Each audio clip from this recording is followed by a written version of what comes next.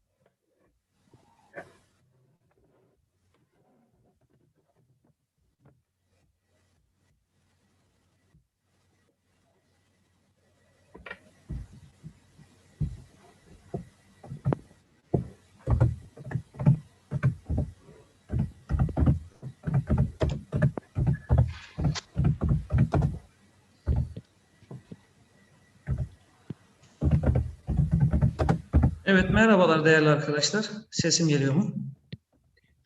Evet. Evet, hepiniz tekrar hoş geldiniz. Çalıştay'ın ikinci günü.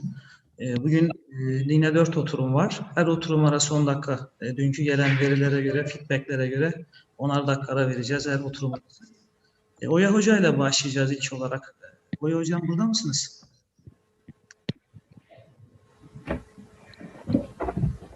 Evet, Oya Hocam burada mısınız? Oya Sertaş. Şu anda ben sizi sistemden görebiliyorum. Duyuyor musunuz? Evet, buradayım. Evet, tamam. Merhabalar tekrar. Hoş geldiniz Sayın Hocam. Merhabalar, hoş bulduk. Evet, 5 geçe başlamayı planlıyoruz hocam. Sizin için de uygunsa.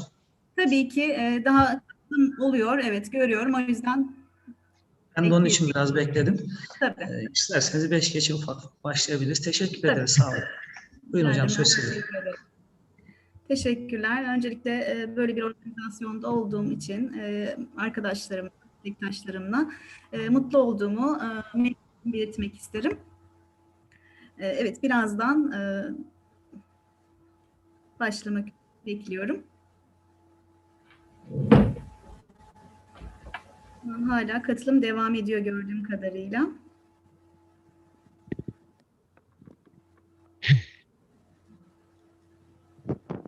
Orada ekran paylaşımı yapayım.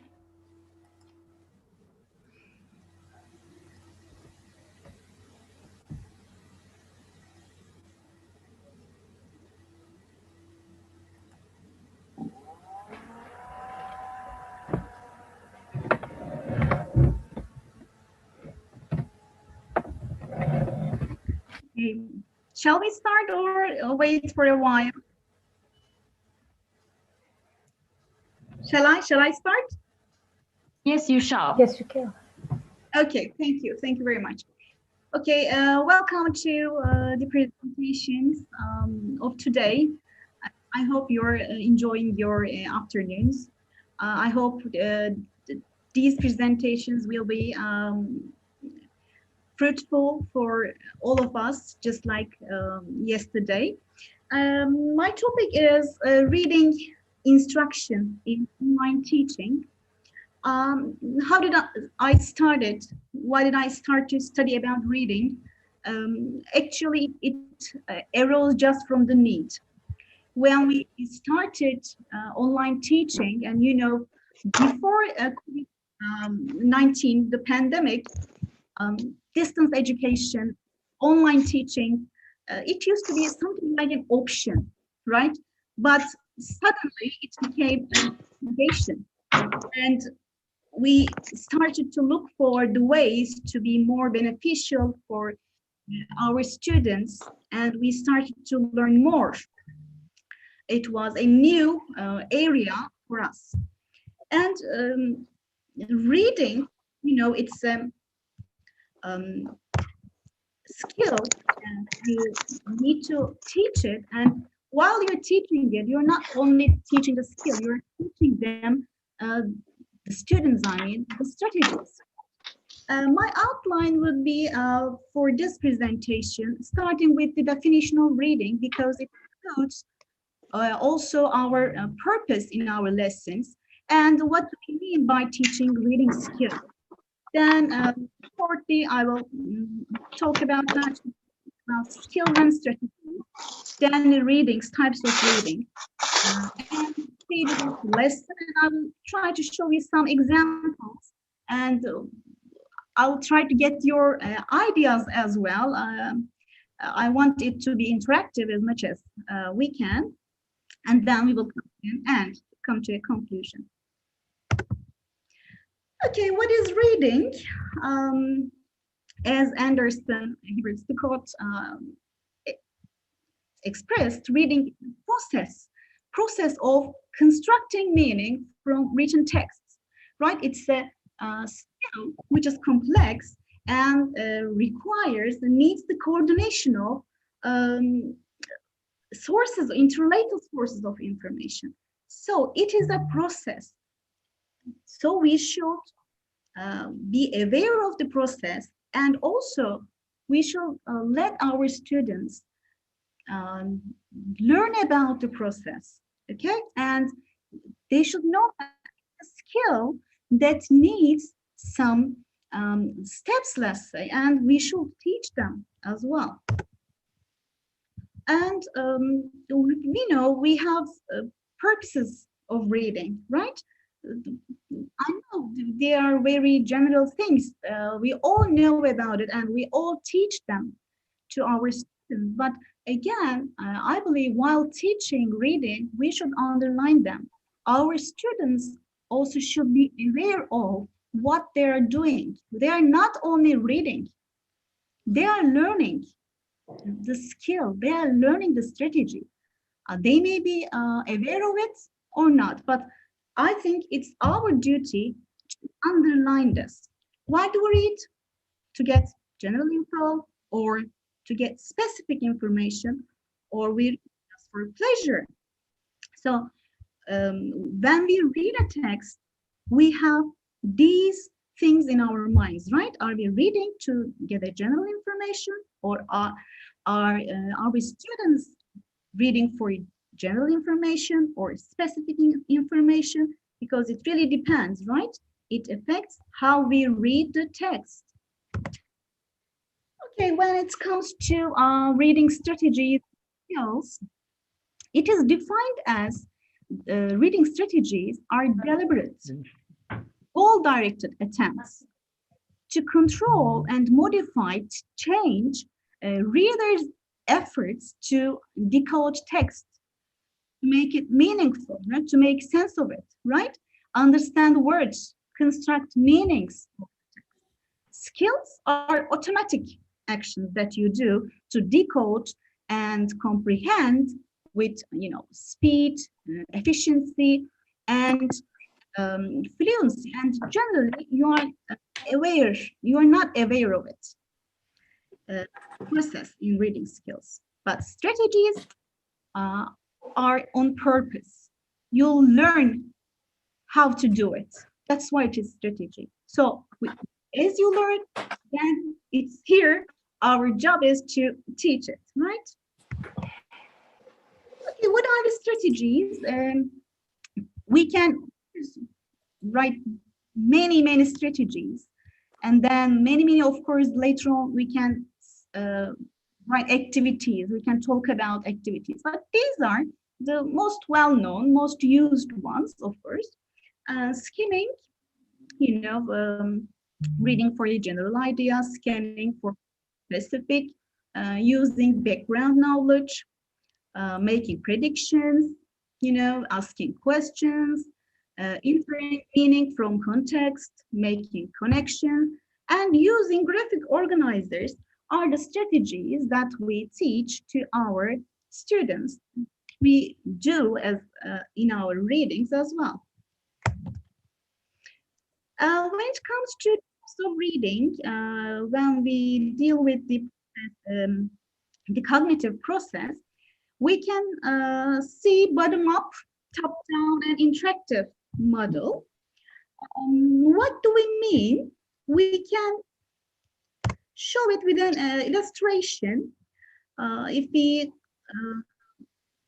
consider top-down and bottom-up, imagine that this is a text, right? And this is the whole text, the general, right?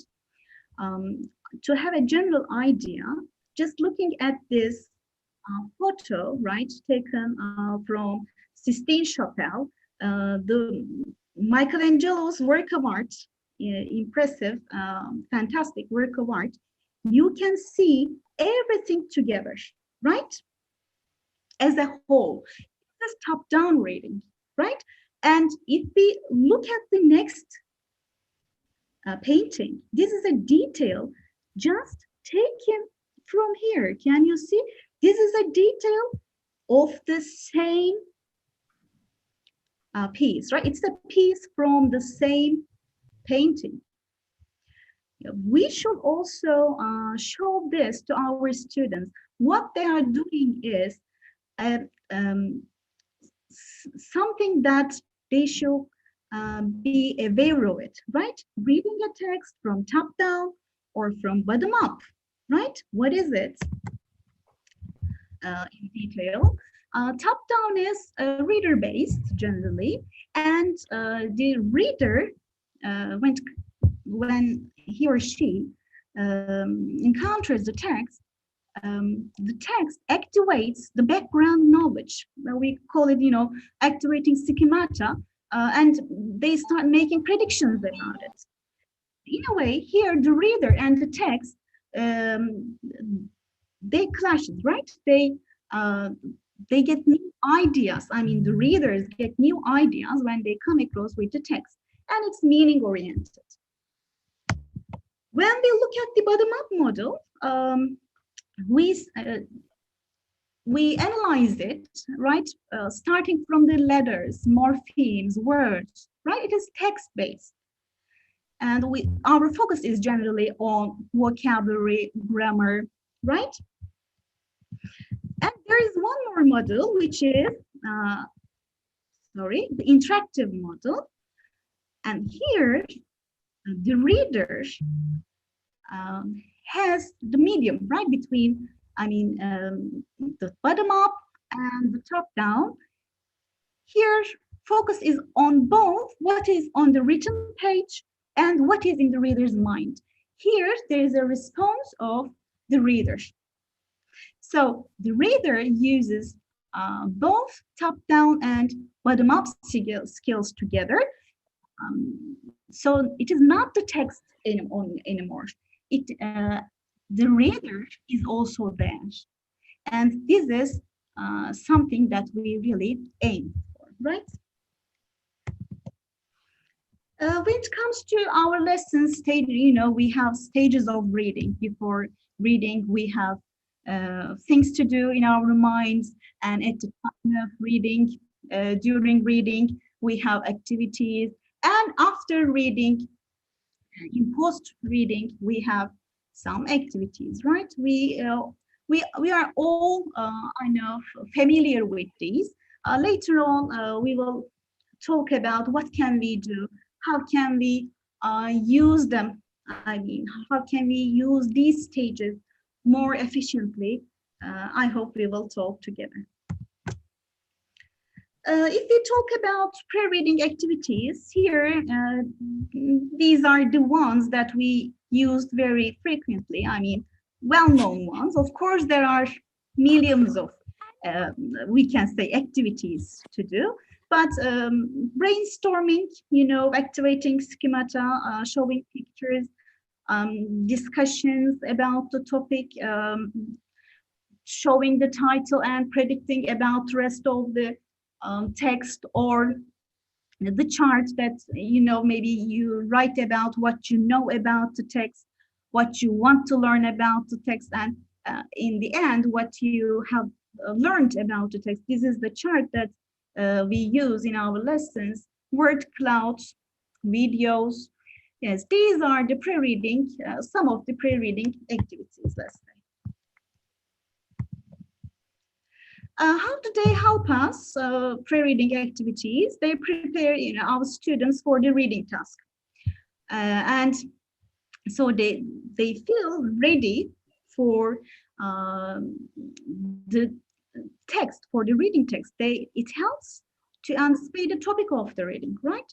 And then this is really what we want, right? Desire from our students. We want to create the need.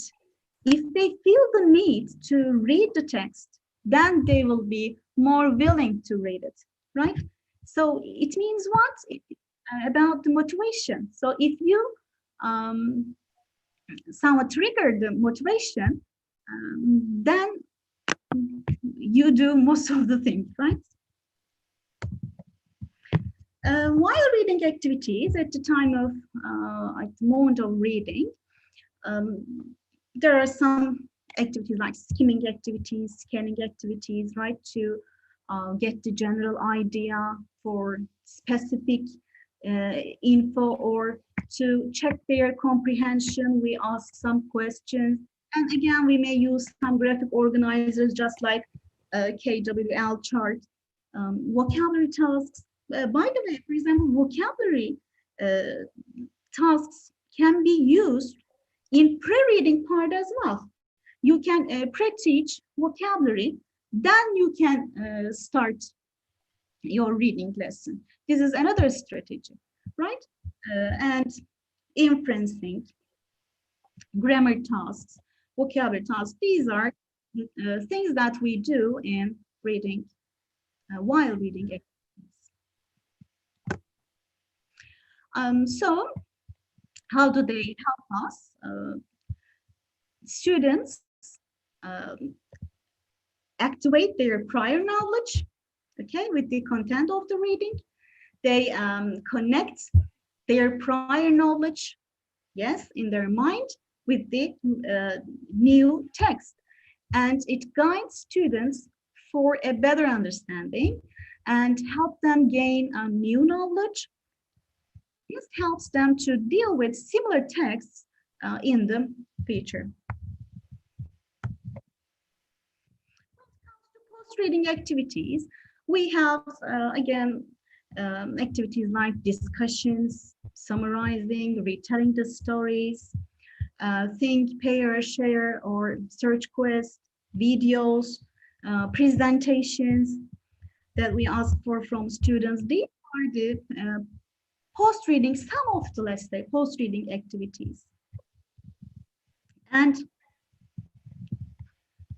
what do they do? How do they help us? Students get deeper understanding. They organize their thoughts and ideas and summarize their learning.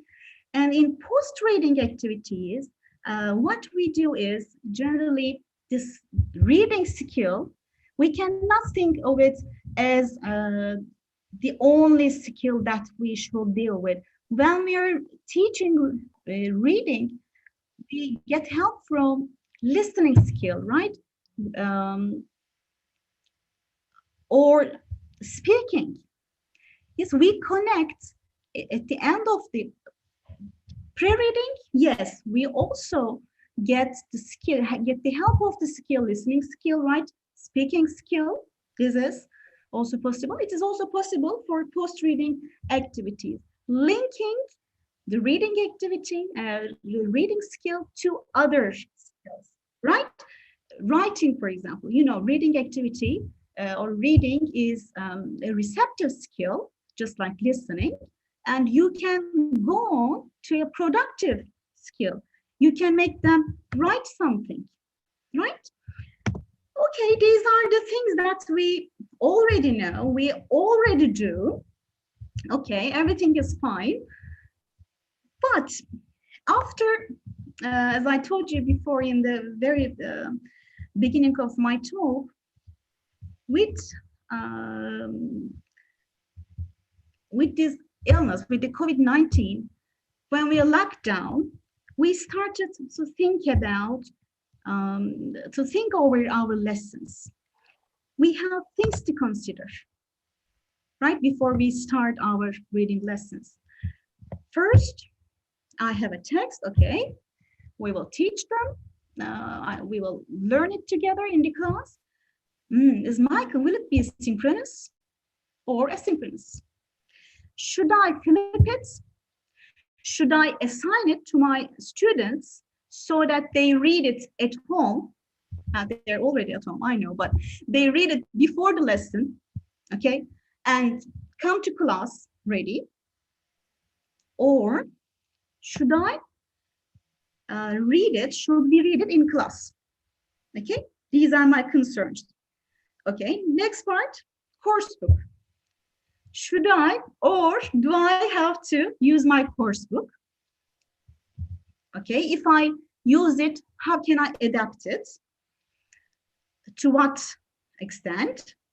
And you know, if I find it not very interesting for my students, should I use online materials? If I use online materials, then I have to consider the level, yes, and I have to be sure about the text. I mean, is it appropriate for my students? Is it appropriate for class reading? These are our concerns, right? Okay, I put some materials from our course book.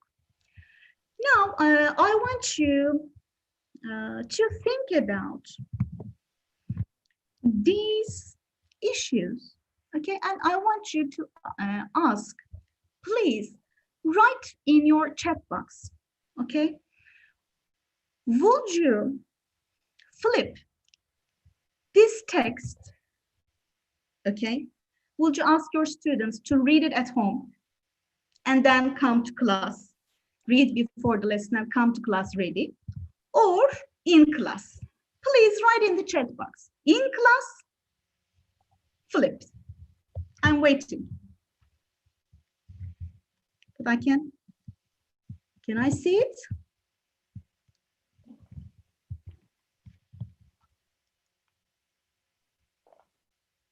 Do I have to stop my share? Do I? Are you writing? Sorry. Yeah. Yes, hocam. We are writing. You are writing, but I can't see it. In chat box, you can see we are writing. It's all downloading. Downloading. Now, If you go now I down. can see. Yes, now I can see. Okay. Right there. Okay, but no, it is not. These are the participants. But where is the chat? I In can't chat see. box, there's a stream.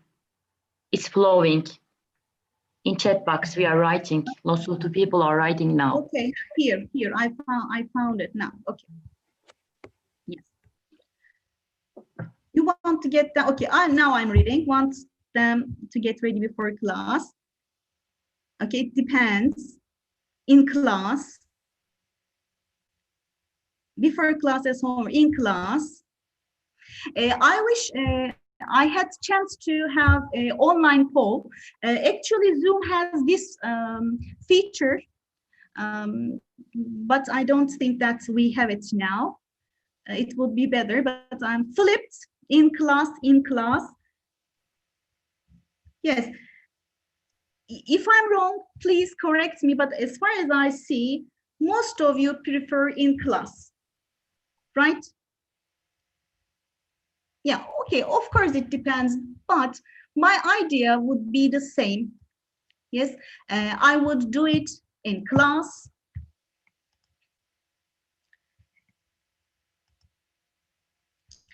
And I would maybe as a jigsaw reading activity.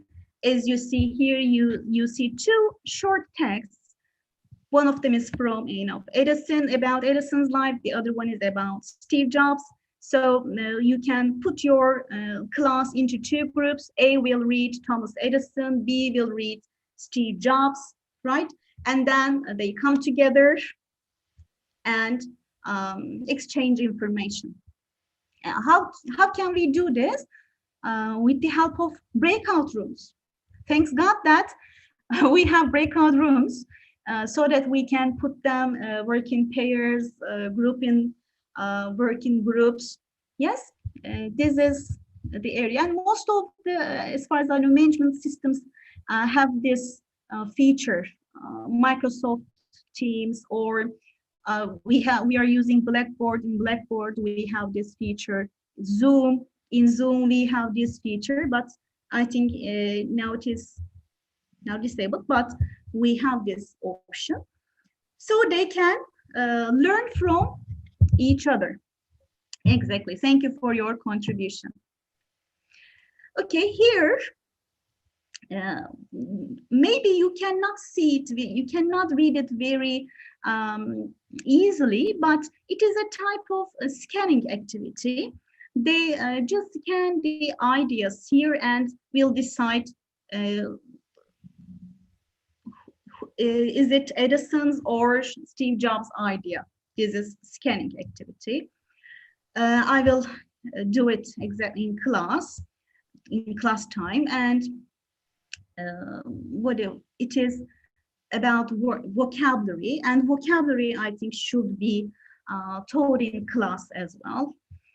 And also, our students are digital natives. They are not like us. They are not like digital immigrants as we are. So they like using web 2 tools.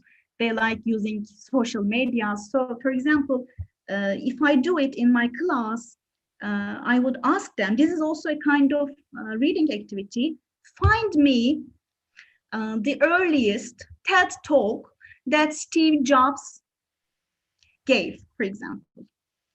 And then they look for, yes, they scan, right, in a way, and the web, and they find it and they share it with you. Yes, if you have time, why don't you watch it together? But we should be careful when we say something, we should watch it before. We should be, I think, be sure about the content. If it is okay for our students, should be sure about the level. Is it appropriate for our students? Is it content? Is it okay for our students? Then we can lead them, right, to search for something from the internet. Yesterday, Aslı Hocam mentioned about the teacher identity. Yes, our identity has changed, right? It's changing every moment. And one of them is we are making it easier, right? We are facilitators.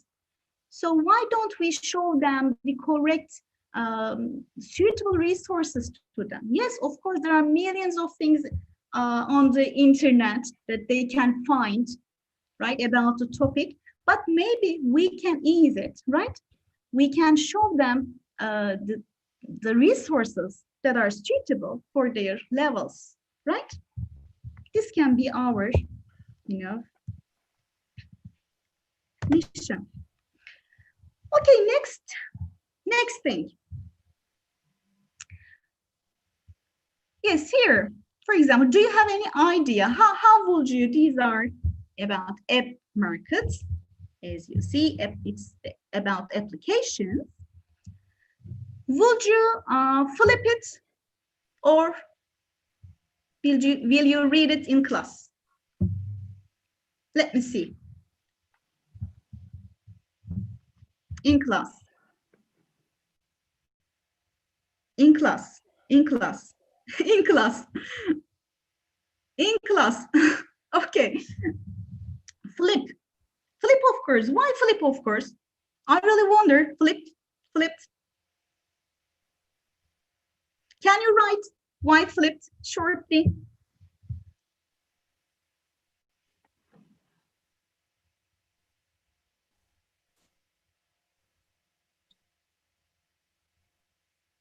There are short texts in class. Yes, also my idea, I really wonder about your ideas too, but my idea is flipping the text is generally about I think, about the length of the text. If it is a long one, if you think that they will lose their attention, motivation in class, then you may offer it as flip. Hi, flip because you said it needs to be searched beforehand. Flip because I want them to find some applications and get idea about them. Yes, good ideas. Why not? Yes. Yes, I also agree with the flip ones. When I look, this is, I think, what mentality behind these kind of gatherings. Yes, we are learning from each other. Yes, when I think of it, I thought that it could be done in class, but now I easily changed my mind. Why not? It could be also flipped so that your students have chance to look for different applications. But what I thought that it will be in class, because they are very interested in applications and mobile phones. It's like their organs, so they are really apt for reading this kind of text, and they are generally short texts. Okay, and also it's giving us the strategy here. Okay, the strategy, and we are lucky that our books are giving them explicitly so that you teach them easily. But our students should be aware of it. They should be know the value of what they are doing, right? They should know that they are learning a strategy, and they should know that they are applying these, right? This is something valuable. What about this one? Flipped or in class?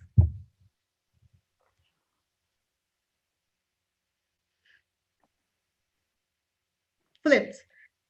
Yes, coming. Flipped. Flipped. Flipped. Flipped. Yes. Yes. I agree with you. Yes. I would also flip this one, but I will assign it, for example, with a link to YouTube, because this is about, maybe you're familiar with it. It is about the jump from the space, let's say from the atmosphere to the ground, and you can see the video of it, and it is really amazing. And I want my students to watch it at home, I mean before the class as well, to be more motivated to read the text. Yes, of course, flipped. Huh? Yes, I see your answer. Okay, okay, good. That we have the same idea. True, false, not mentioned. Yeah, this kind of exercise, they should be done in class. Yes, after they read, okay, before the class, they come to class and you talk about whether they are true, false, okay, and we work on the vocabulary. And for vocabulary, you know, we have, again, millions of resources. You can use some digital, you can get some digital helps, right? There are some websites as well, word clouds that you can use, many things. Okay, so the idea behind teaching skills is you should teach the skill, you should teach the strategy, let's say, in class time. Okay, they can read it, they can read, they can do it without you, but it is better to implement it in, to implement work vocabulary or some comprehension questions in class time.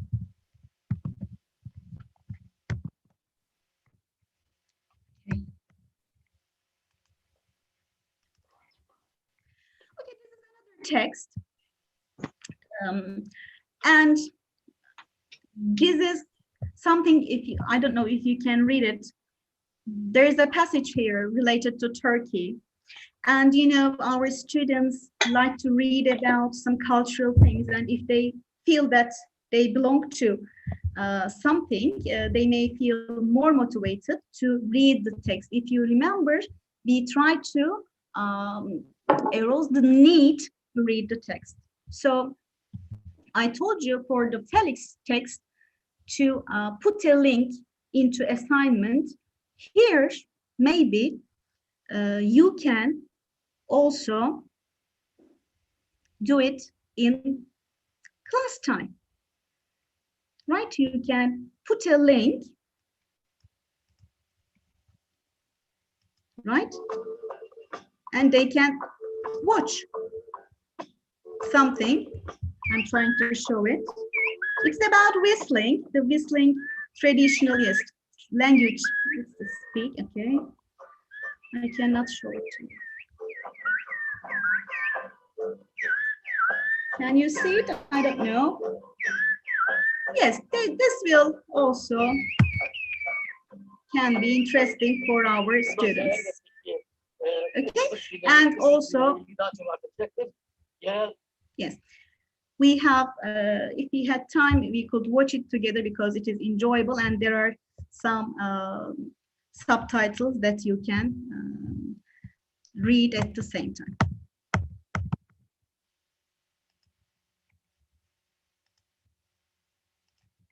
Okay. From time to time, I have problems about my connection, and when you share something, you know, the connection slows down. And these are the, you know, problems we are facing through our lessons. So we should be ready for that. Okay. Next one. Okay, these are again things. Let's talk about this one as a last activity. For this one, my idea, please share your ideas if you have as well, to have a blog with my students, a class blog, and I want them to share their favorite books in that blog, okay? And they will read their ideas about the books. This is another text. I think I'm in short of time. Am I? Am I? If it is, I'll try to be quick. Am I in short of time? So I'm trying to cover it. Okay, this is another piece from literature. Yesterday, my our lecturer, yes, Nejat Hocam, Nejat Töngör, talked about it, about using literature in the lessons and giving a taste to our lessons.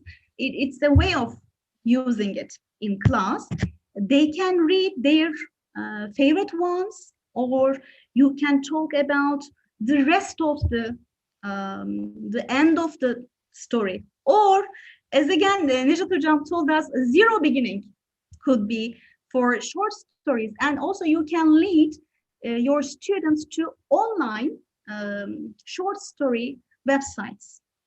I'll give you at the end of my presentation those lines. So let's have a quick look to what is different in class reading and online reading, let's say. We had some concerns that we used to have pair works, group works in class, but what are we going to do in online? We have breakout rooms, right? Activating schemata brainstorming in class, it was easier. We were just asking the students and the answers were quick. Now we have quizzes for this time to get to activate their schemata. Online quizzes, videos, we have visuals everywhere, right? And reading loudly, yes, they used to read in class so that we could check their pronunciation, correct them, blah, blah. We have voice texts. This is also an advantage that we can use. Post-reading activities, yes, we have millions of things that we cannot count here, blogs, discussions, and using social media.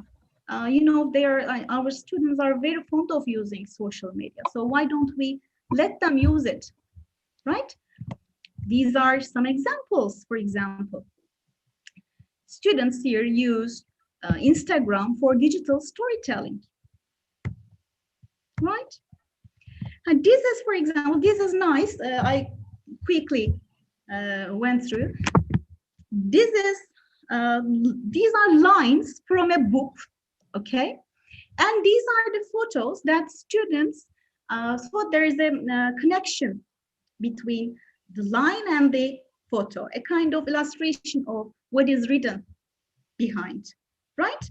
You know, they like taking photos, they can selfies. So I'm sure that they will be fond of doing this kind of, again, right? So, or Twitter, for example, using Twitter, they can tweet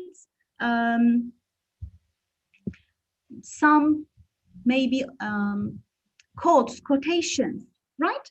They may read them, they may follow some famous people, okay, around the world, so that they will be reading. Reading is not anymore only turning the pages.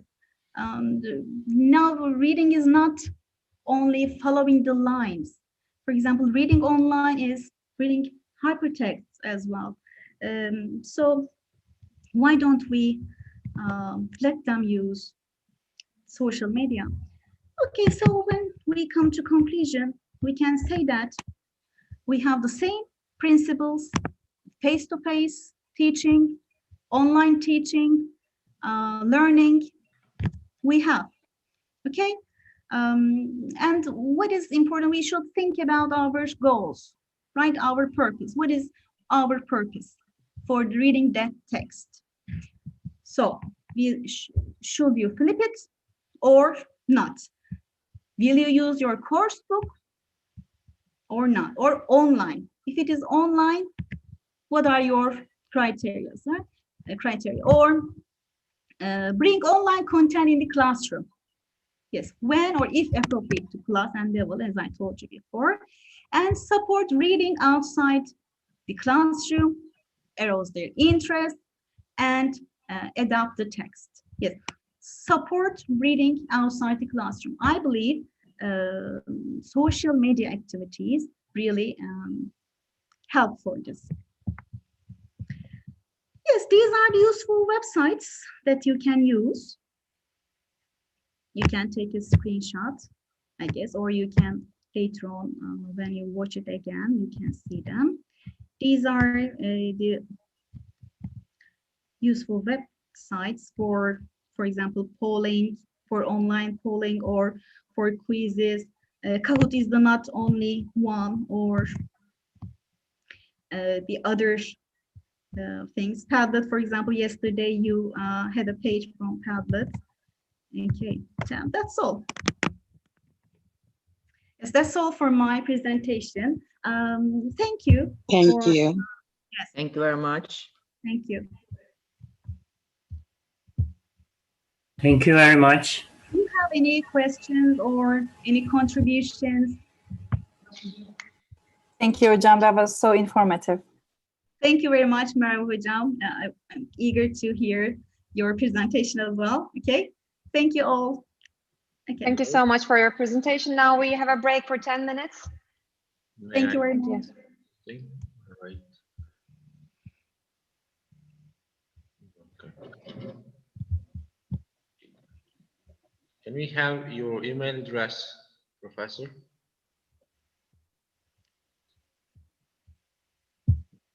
Did you share your? Yeah, I shared it, but I then stopped my share. I will share it again. I will share it again. It will be very nice if you. Okay, share. thank you.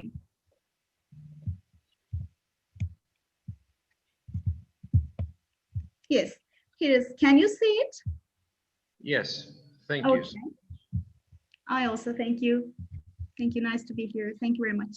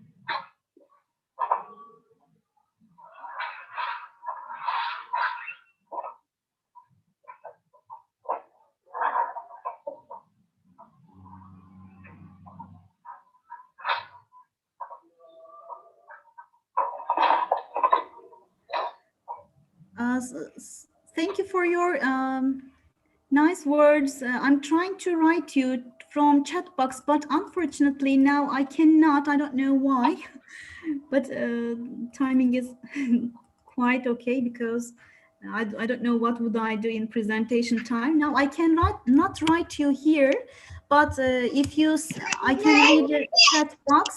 If you write your emails, or I can share the links with you. Or if I can still share it now, I can share. Can you see my screen now? Yes. We can take. Yeah. Okay. You can take a screenshot here. You can just take a photo, or I can send it through email, via email. Evet. Evet, hepiniz tekrar This hoş one and second one. Yine 4 oturum var. Her oturum arası 10 dakika. Dünkü gelen. Okay. And also I will send you through the email for Karaduman. Okay, I will send it. Okay. And also others. Okay, I will. Okay, thank you very much. Thank you, Oya Hocam. You're very kind. Thank you.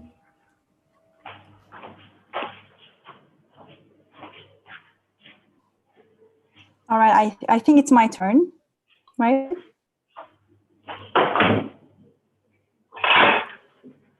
Shall I begin, or should we wait for the others? Start if you're ready. Okay.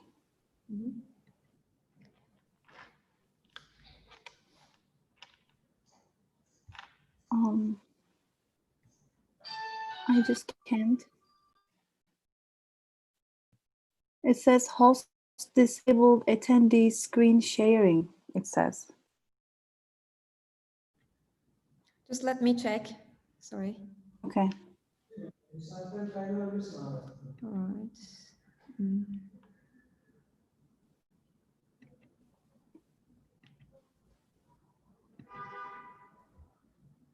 Is it okay now? Yes, thank you. All right. Let me begin. Okay, can you see? Can everyone see? Yes, we can. Thank you. Okay. Yes. Hello, we can everyone. see. All right. Hello again, everyone. This is the second session. I am Merve Öztürk. I'm an English instructor at Medipol University and ELT MA student at Maltepe University. I hope everyone is having a good time. And it's my really very first time to have in such organization, and I'm really excited, also happy. I will talk about online and face-to-face English language instructions influence on students' motivation. I am writing my thesis, by the way, and this is my thesis subject, and I will share my ideas with you, and if you have more ideas, please feel free to share with me. Okay, yes. I will talk about online technology revolution and online teaching in 2020. I will talk briefly about face-to-face, online, and hybrid learning. And most importantly, I will talk about motivation and hybrid learning. Yeah. Well, for so many years, teachers were told that the technology revolution was just around the corner, but it was not a compulsory method, and nobody needed using this unusual system called online learning. And after coronavirus outbreak, so many schools were in lockdown, as you know, and had to continue teaching through some channels such as Zoom, as you see, and as we do right now, and Blackboard and Microsoft Teams. This brought us to require new technological teaching methods. As Almanar said, without any doubt, this phenomenon had significantly replaced the traditional method of teaching, but it also created a new adaptation for both teachers and students to learn the new model of teaching and learning. Because nobody knows when this pandemic will disappear fully, educational institutions across the globe decided to use the already available technical resources to create online learning material for students of all academic fields. Creating new materials and methods led us to create new environments, obviously, such as an engagement of both online and face-to-face learning called hybrid, which is conducted at once and at the same time. So, to talk about hybrid and blended learning, we should give some definitions to face-to-face and online learning as well. As you know, face-to-face rely on traditional teaching methods, and these methods may incorporate some technology, but it will be primarily devices installed in a physical classroom. In online, it's just what it sounds like, a course that's entirely online. When we talk about blended learning, it is a model that uses online learning to supplement in-class teaching, but it still focuses primarily on teachers and students being physically present for the majority of the teaching time. On the other hand, when we are talking about hybrid learning, it describes an educational model in which students spend at least half of their time learning online and the rest of their time learning in physical classrooms. Okay, so mostly I will talk about hybrid learning. So as you know, hybrid learning implements synchronous lessons taught simultaneously in person and online, which means we do have students in a physical classroom and online platform. So for me, it's basically two jobs, I think. So how do I get my students to actually do the work when I'm not there? Because I will be there with my students who are physically in the classroom, but I won't be there totally for online students. Of course, the answer is motivation. And it was already known that motivation is parallel with good instruction, and it's considered an important element in the learning process. Learners who have high motivation would show high grade performance, as you know. And while it creates an activation for the energy to keep learning, it also a trigger for the students who newly begin to learn English. I'm a prep school teacher, so we have students who are at the university for the first time, right? They are our newbies. So I think it is really important to motivate them than ever before. I mean, because the online platform is something new for everyone. That's why we need to activate those newbies more than ever. Okay, well, so in hybrid model, how do we motivate them? I mean, it's not exactly know how to integrate all the students at the same time and keep them motivated for now. So it's highly important to create an adequate environment for both face-to-face and online students. This means that teaching is just beginning to undergo a huge change. There are two groups of students in the classroom, both physically and virtually. No doubt, the problem is not only to motivate the students who are already in the classroom in front of the teacher. So in hybrid model, do we motivate them all? Yes. Right here, right now, it just terrified me, petrified me at the beginning, because it's such a new model that there's 1/3 of the total number in the actual classroom. Also, you should use the computer to engage the online students simultaneously. For me, that's why we need to have more personal development meetings. We need more workshops like this. We need to share ideas each other. From the beginning, I mean, I do remember at the beginning of the semester, we were always talking with my colleagues. Like, what did you do? How did you integrate? How did you do this part? Did you tell them to do this or this way or that way? It's just so new, and we really need to need each other's ideas. And well, in my institution, we do teach hybrid, and students have their own calendar to follow if they are going to attend the classes online or face-to-face, which means 1 week they attend the classes online, the following week they attend face-to-face. So that we are all together in the same classroom, virtually and physically. So what are we doing right now? In my classroom, 1/3 of the total number of students attend a traditional classroom. Students have their own schedule about the dates they will go to school. For instance, I have 25 students right now.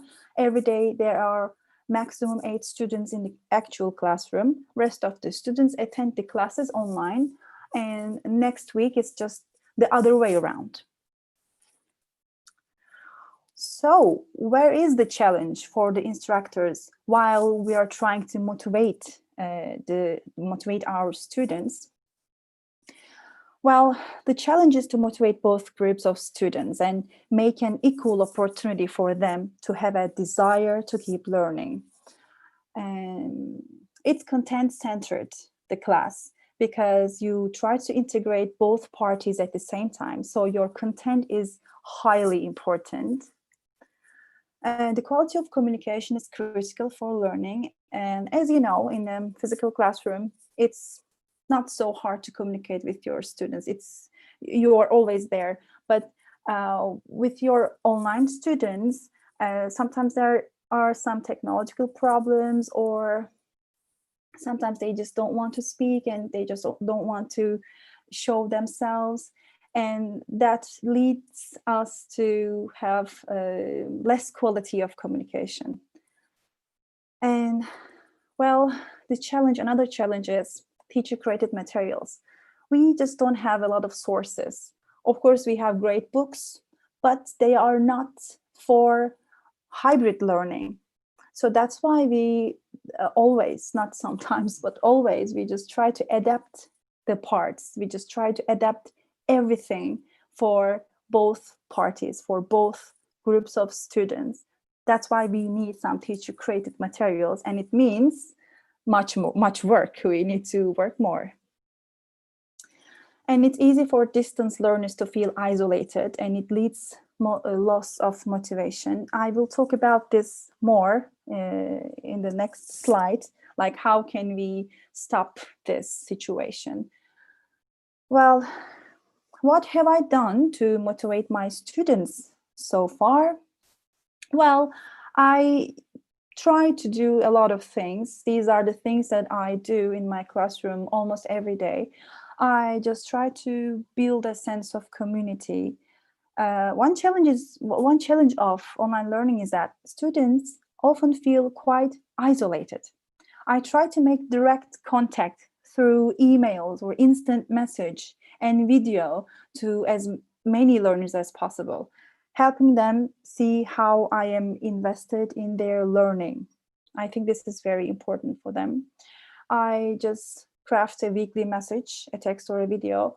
I shot a video at the beginning of the semester. It was just one or 2 minute video. I talked about myself. I talked about what we're going to do, and I put a big smile on my face because they were so, let's say, stressful. They didn't know what to do. So I wanted to make them feel excited and happy. After that, every week I am posting some texts with some gifts, with some, sometimes even song lists, to motivate them. Also, sometimes we are commenting about those texts and songs, and so that they are writing in English. I try to give sensitive feedback. That's important because feedback is critical in online learning. When the educational process takes place in a classroom, the teacher has numerous opportunities to give feedback in real time.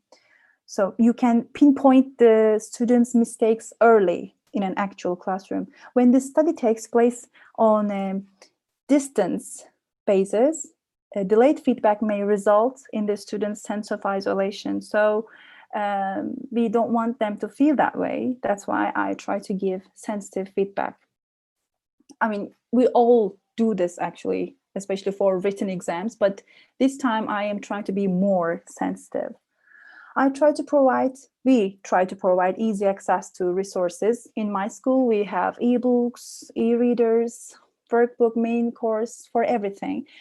And also I opened a OneDrive folder for my students, and they have their own folders. It's private. They just can't see each other's folders. And when I give them a homework or project or portfolio, they're going to send those documents to that folder so that we will just check each other all the time.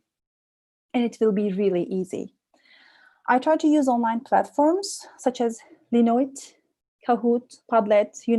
All of them love Kahoot. But Linoit is better, I think. And Linoit really helps me a lot in hybrid learning. I really love it. I wish everyone use it. And most importantly, I try to have a good planning. A real-life classroom affords improvisation.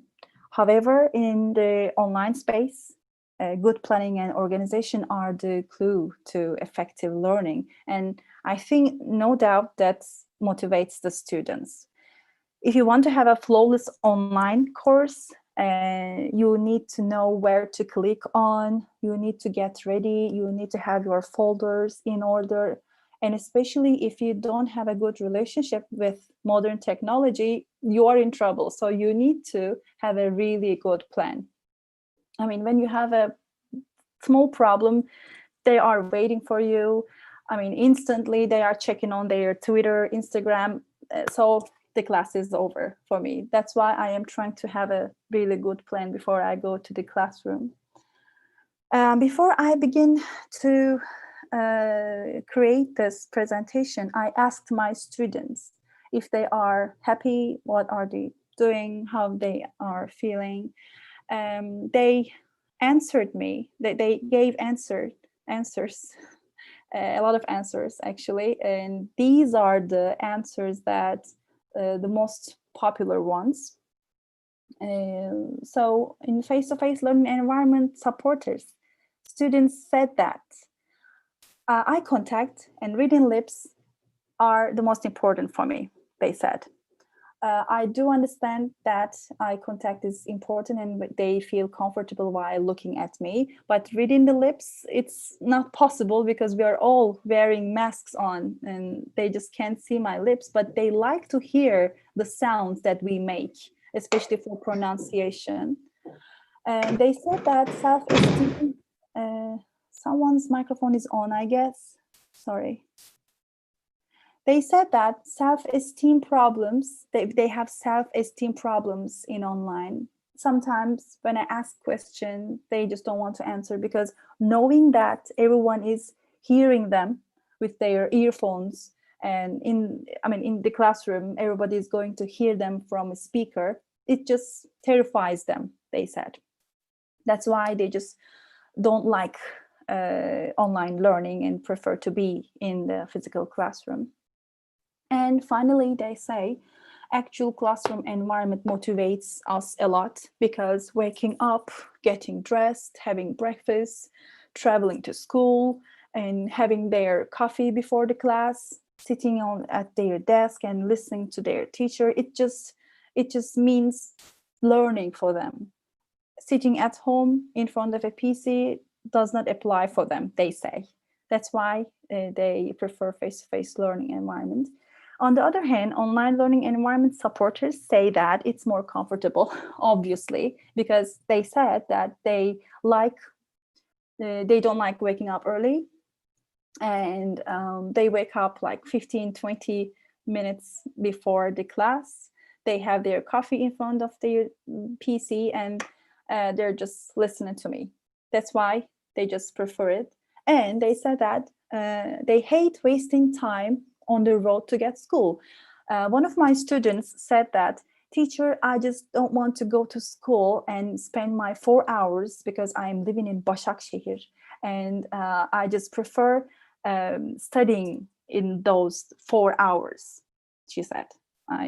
Of course, I didn't say anything. I mean, she is right, but I don't know, that's it. So we talked about teachers, students, but I think we need to talk about institutions as well, because the student requires relational support from the institutions as well as the instructor. Institutions can provide encouragement by providing easy access to resources like ebooks and the others.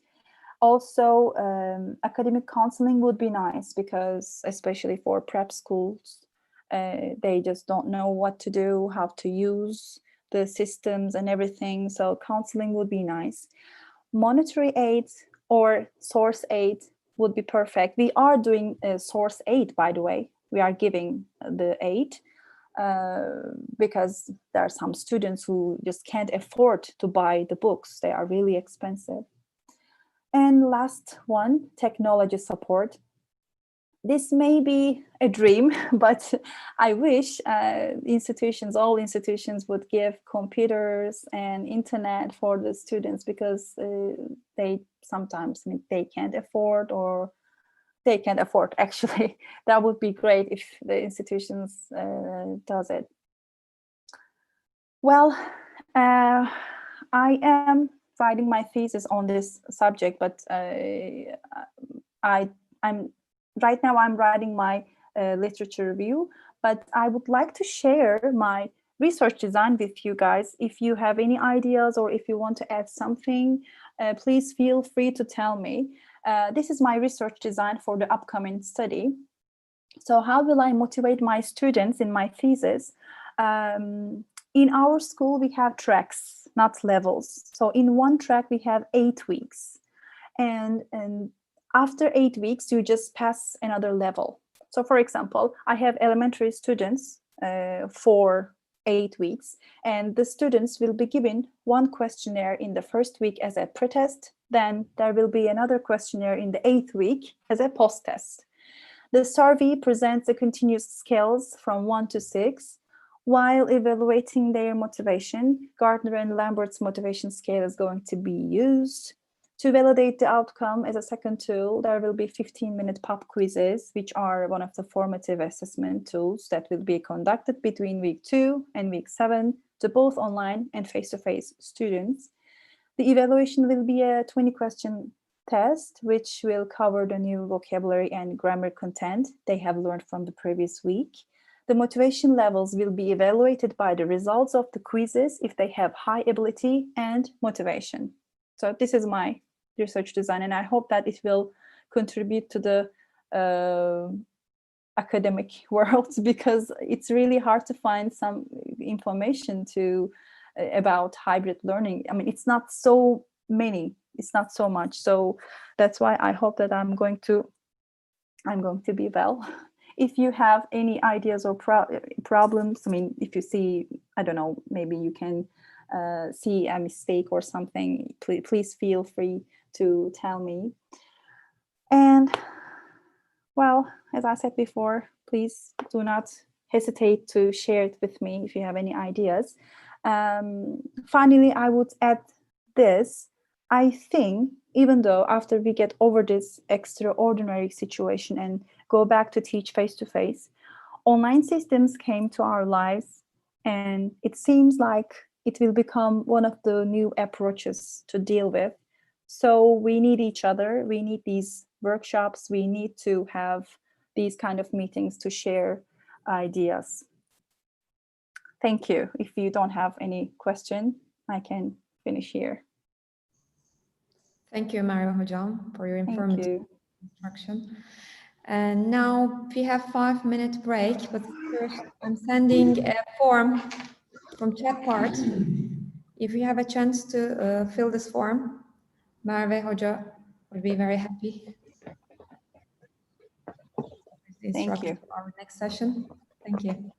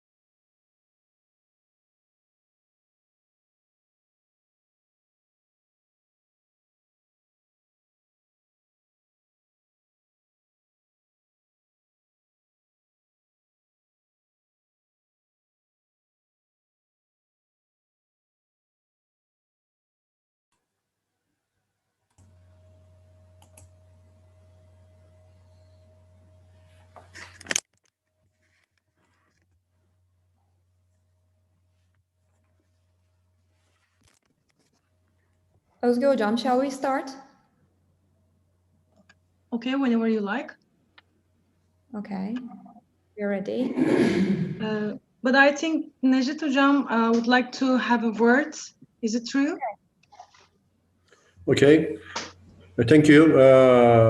The reason why Özge Hoca has been studying on this subject is based on a supposition that students are, whether we like it or not, they are on social media for long times. We cannot prevent it. Therefore, we have decided to turn it into our advantage in a way. Since we cannot stop it, since we cannot hinder them in any ways, we have tried to offer some ways to prevent not to prevent the use of social media, but to turn it into an advantage for the students. Now the floor is for Özge Kuru, and I'm sure you will like her presentation. Thank you. Thank you very much, Necdet Hocam. You're very kind. It's very kind of you. Okay, let me start with my presentation. But first of all, I'd like this talk in Turkish. I'd like to have this talk in Turkish. Öncelikle İl Milli Eğitim Müdürlüğü'ne ve Maltepe Üniversitesi'ne gerçekten teşekkür ederim böyle bir fırsat için. Öğretmenlerle üniversitedeki araştırmaların buluşturulması çok faydalı. Her iki tarafta bundan çok şey kazanıyor eminim. İki tarafta da bulunan biri olarak bu açıdan da benim için de ayrıca bir önemli. Hem öğretmen olarak, MEP'te bir öğretmen olarak yaptıklarım, yapmak istediklerim ve kafamdaki soru işaretleriyle ilgili olarak hem de bir yüksek lisans öğrencisi olarak yaptıklarımı paylaşabilme olanağı da gerçekten çok güzel. Teşekkürlerimi sunuyorum. Benden önce sunum yapan öğretmen arkadaşlarıma ve hocalarıma çok teşekkür ederim. Tabii ki katılımcıların burada olması çok güzel ki bunu paylaşabiliyoruz. Burada söyleyeceğim, yani sunacağım hiçbir öneri bir reçete değildir. Yani hani bunu alın sınıfınızda yapın gibi bir şey tabii ki benim zaten haddim değil. Bir post metot öğretmeni olarak da hiçbir reçetenin de işe yaramayacağını düşünmekteyim zaten. Bunlar benim aklıma gelenler, sınıfta uyguladıklarım ve yaptığım bir takım araştırmalar sonunda işe de yaradığını gördüğüm şeyler. En başta biraz teorik bir zemin var. Bunu özellikle eklemek istedim ve bu kısmı atmak istemedim sunumumdan. Çünkü şöyle değil, yani sadece hani sınıfta Facebook kullanalım, Twitter kullanalım ama neden? Yani bir şeyi bunu neden yapıyoruz? Bunun teorik zeminini de görmek istedim ve paylaşmak istedim. Now I can start. Yes, first I have a table of content here, but I don't want to bore you with all this stuff. So I had Google form here that you answered. Thank you very much, all of you. We have 97 answers here. Let's see the results together. I think you can see it on the screen, right? Yeah, okay. I sufficiently use literary works. When I see the results, I totally see that most of you agree, 42% of us here can use literary works efficiently. Hocam, it's good news, right? But when it comes to social media sites, it decreases a little bit. We are not sure about it. If we use it, but we don't know if it is sufficiently or not, I think, because the yellow pie is a bit bigger than the others. And I asked about the social media sites that you use in your classes. And as we see, YouTube is the first place winner. It's not surprising. And we have, which one the second? I think Instagram is the second one. And we have others, of course, you have other options, more than you can imagine. And the next question is, I'm fully prepared to manage with online privacy issues. When I see the answers, we're not very sure about it, but don't worry, we will dwell on it, and I'll have some suggestions including this issue. And the next question, I can keep up with emerging literary changes on the net.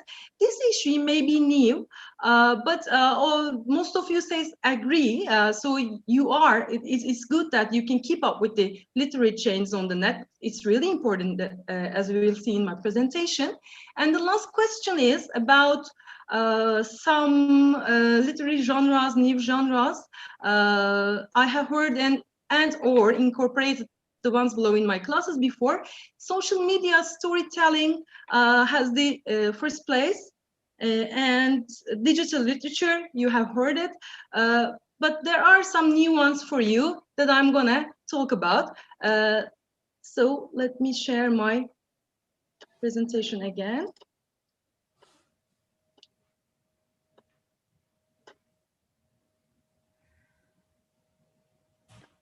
So we can skip these ones, table of content. Yes, sometimes to know where you are now, you have to look backward. You have to see, you have to remember where you were. So we were here in the very black and white classroom in front of a blackboard. There was the teacher trying to teach everything to children, and then our blackboards changed, first of all, and still we have the book, but later on we have more collaborative classes, having teamworks, group works, using state-of-the-art technologies here. And what about now? This is a classroom in 2020. Now that's all we have as a classroom, maybe a mug around it, drinking our coffee, trying to teach, but as you see, everything has changed. So the game is changing. There is that shift from print to screen with a profound impact of how we think, how we make meaning, how we communicate, how we create social bonds, and of course, how we learn things. In today's world, these changes supply us with too many opportunities for using literature. But what is more important to me is that they also cater to opportunities for adapting an active student learning model in teaching. This is more important than the other issues, I think, and I know that you may agree with me. So, first of all, let's start with some definition. We'll be talking about Web 2.0 so much.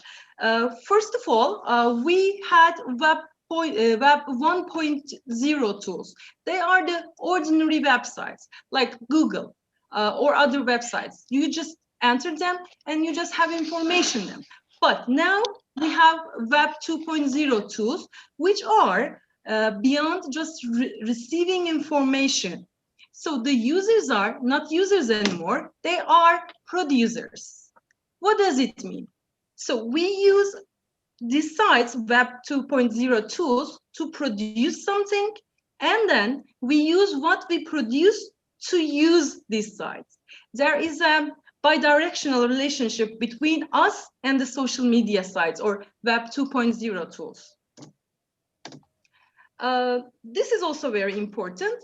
Web 2.0 tools are about to create content with other users in interaction. This is the keyword here. If there is no interaction, this is not a Web 2.0 tool.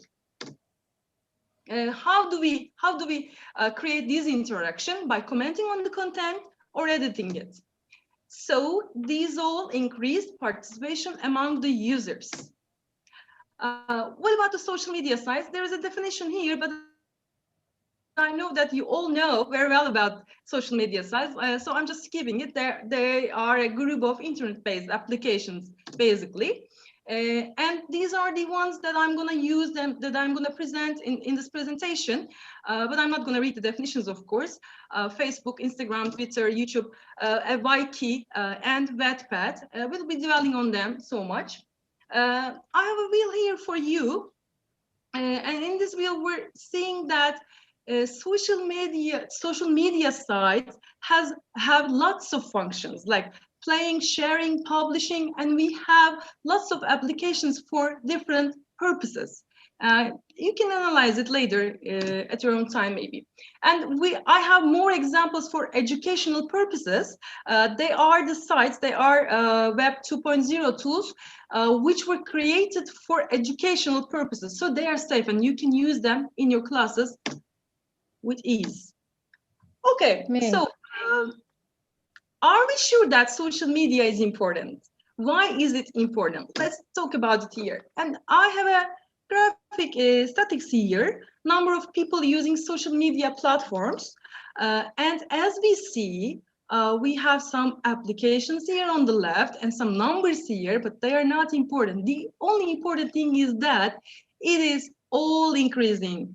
And it goes on to increase and increase and increase, so that every second, 11 people create an SNS account for the first time all around the world. And it is so many that the users has exceeded the half of the world's population, reaching 3.8 million in 2020.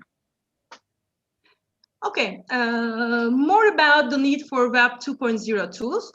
You may have heard digital natives and digital immigrants. Digital natives are our students, actually. They were born into a digital age, so they think differently, they process information differently from their ancestors and from us. So we are aware of it, but the researchers show that the difference go far further and deeper than most educators suspect or realize. We may ignore it sometimes. So as we see, now our students are digital natives and the identity of the learner has changed. But it is not the only thing that have changed. What else? The definition of literacy has changed, which is very important, really. And literary genres have also changed, and consequently, we have new pedagogical approaches. I like to start with new literacies theory. Being able to read and write are no longer enough to be literate. As you remember, the definition of being literate is that you have to be capable of reading and writing, and that was enough. But now, unfortunately, this is not enough to be literate in this 2020 digital era. So, what are the new ones in your opinion? What are the new literacies that we need to be literate? You can use the chat box if you like to share your ideas. What do we have to do to be literate nowadays?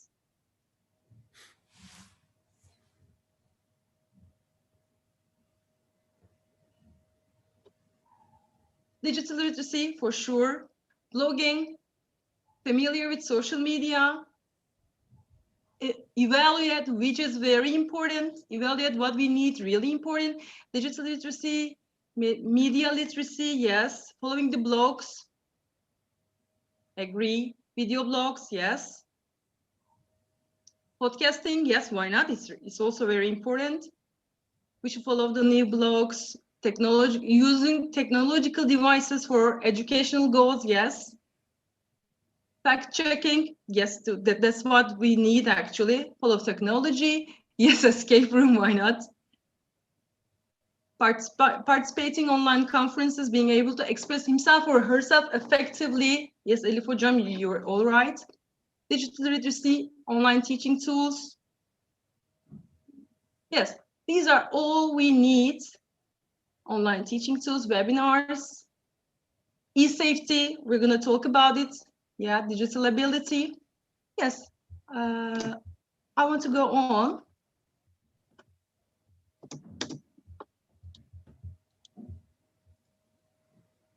So, first of all, we have to know how to download, and we have to know how to upload and burn, I mean copy, and we have to know how to chat nowadays, and save, and blog, and send messages, and share, of course. These are the new literacies. And the second second theory that I'm going to talk about is Multiliteracies Pedagogy, which is based on Multiliteracies Literacy Theory. So we have some kinds of literacies, as you see here. I'd like to start with the cultural literacy. It is not about knowing the Halloween or the Day of the Dead or the Easter. It's about being an individual with other individuals within the society. It's about knowing how to act with others. And critical literacy is not about criticizing a text, not at all. It's about understanding a text and understanding the power it holds. Because, you know, language is powerful. So our students has to understand that the text also has some power on the world. So they have to understand the relationship between the text that they are reading and the world that they live in. Information literacy is about, as my colleague said, it's about trying to find the information, evaluating it, organizing it, presenting it, and we have rhetorical literacy. Rhetorical literacy was defined as the ability to use language effectively, but in multiliteracies pedagogy, it was transformed into something new. It is about being able to use the technology effectively to convey the language. So language and technology were mixed here. And we have functional literacy, which is the ability to use calculating, to be able to read and write, do math for real life purposes. And of course, we have digital literacy, as we said before. And you may not believe, but tagging is a literacy. Or video sharing is a literacy, or what else? Networking is a literacy. So when I think about tagging literacy, it sounds a bit easy, but it is not. You have to understand the essence of the text so that you can tag it. It's like summarizing it. With the developments of new technological changes, we have a new genre, and it is called digital literature. It is defined here, but basically it is created on the web, and it can be produced only on the web, and it exists only on the websites, and it is not always written. Sometimes it is coded. Some examples are hyperfictions, net literature, and electronic text. We may not be using it in our classes now, but I'm sure that your students are well aware of them. Digital literature is not only about reading a text on the net. Actually, this is a shift in the new perspective. It brings a new perspective in your teaching. And what does it change? It changes the role and the nature of literature. It changes the reading preferences of learners. So they are going to develop into a real readers. And it changes the realities of children and teenagers so that readers in the future. And what are some advantages? Our research saw that a large body of research indicates the advantages of using SNS, and I listed some of them for you here. First of all, on the very top, we have the,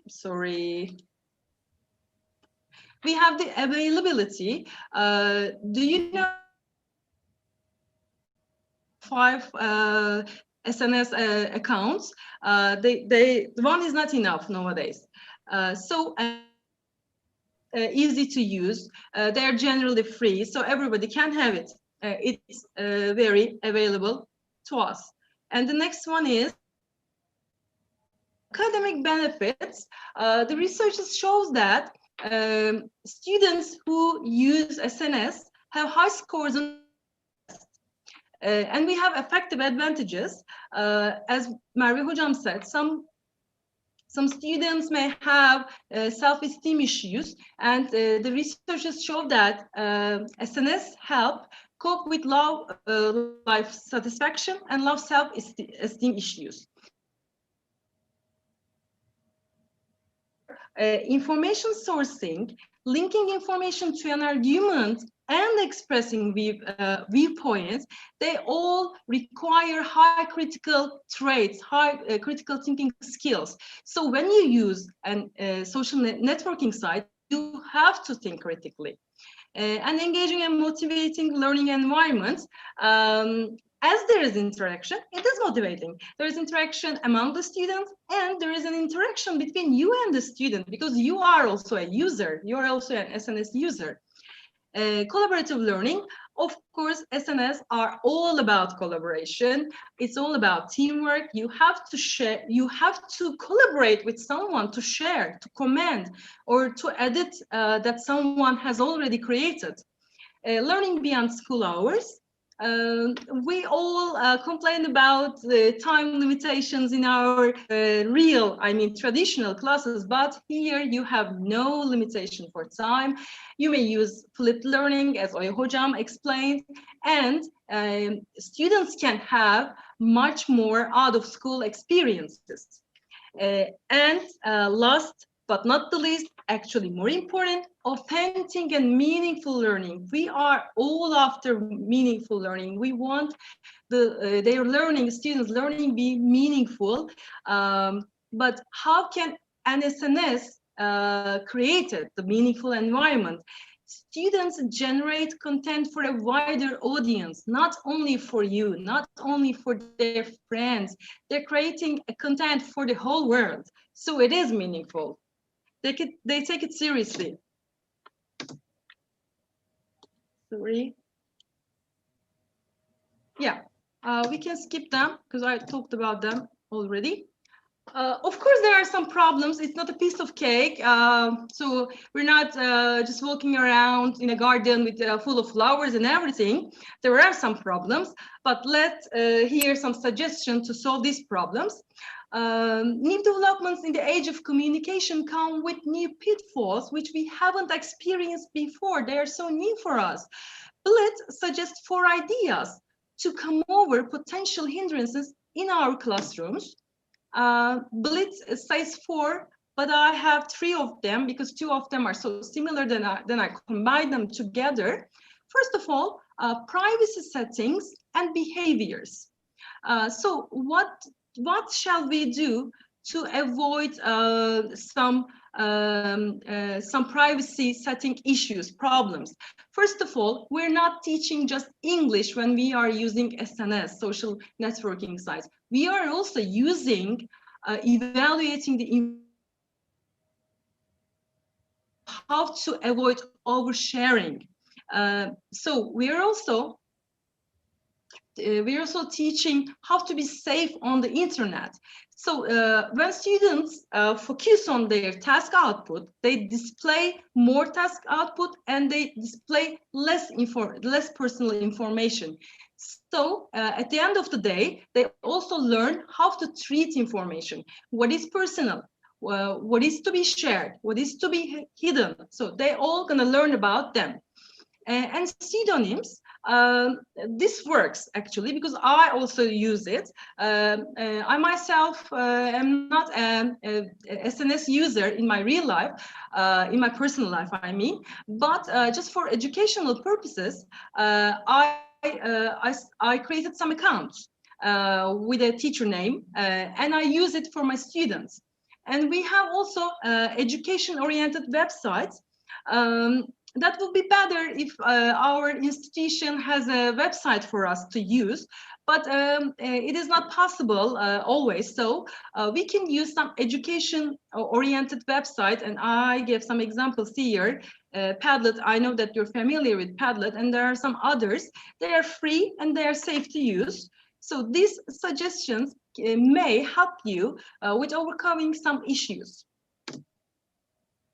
Okay, so we learned about how to prevent some problems, but this issue is also very important. How to decide what SNS to use? There are lots of zillions, billions of them. So how can I decide what to use? It is not something that, okay, let's start using Facebook in our lessons today. When you start using it, you're gonna see that it is not something like that. Using SNS requires a multidimensional planning. First, you should be aware of your students' needs. What do they need at that time? And you should be aware of the content of the literary work, the genre, and the elements in it. So which one will be better for poetry, for example? And in my presentation, you will see that, of course, you can use any SNS for any purpose, but some of them would fit for some particular purposes. Sorry, I needed time to, okay, check the chat box, but there is nothing for me, so we can go on. I know that you're very well familiar with Bloom's taxonomy, and now we have churches actually developed a digital taxonomy for us. As you remember, there are some phases here.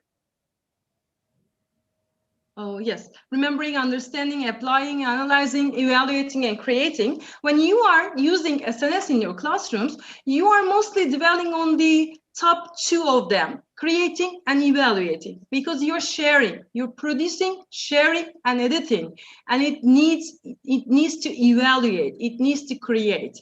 So these are the most higher traits here. And another tool that you can use in your classrooms to decide what SNS to use is the Pedagogy Wheel. There's no misspelling here, by the way. It is really called the Pedagogy Wheel. Here you have the wheel, and there are some activities that you can choose from for the applications. This is not a rocket science, but it seems like that when you look at it. But here the idea is that you can do many activities with lots of applications, and you can choose from like applying, creating, remembering, analyzing. Yeah. Now, okay, in theory, everything sounds fine, but when you enter the classroom or when you click on Zoom, you are facing some problems. And maybe you think that it doesn't work. So I searched for this, and I have some examples based on researches here for using literature in EFL. Let's start with Facebooking. By the way, you are going to see at least 2 researches for each application, but I'm not going to read them all. I'm just trying to show that there are some scientific information about using them. I'm just summarizing them with few words. When your students use Facebooking, it helps them with social capital. What does it mean? It helps them with being individuals in a society. It helps them create their own identity as a student, as a user of language, and as a user of digital world. As my friends said, they are familiar with this one. Social media storytelling is one of the most famous ones. Students perform fictional characters on Facebook to write statements of what they are thinking, doing, or they join groups. For example, you are reading Harry Potter, or they have already read Harry Potter, and I'm Hermione there. So I am creating a Facebook page, and I'm joining some groups. I'm just sharing my information, or I'm sharing some photos as if I were Hermione. And the next one is very similar. Creating profiles for fictional characters.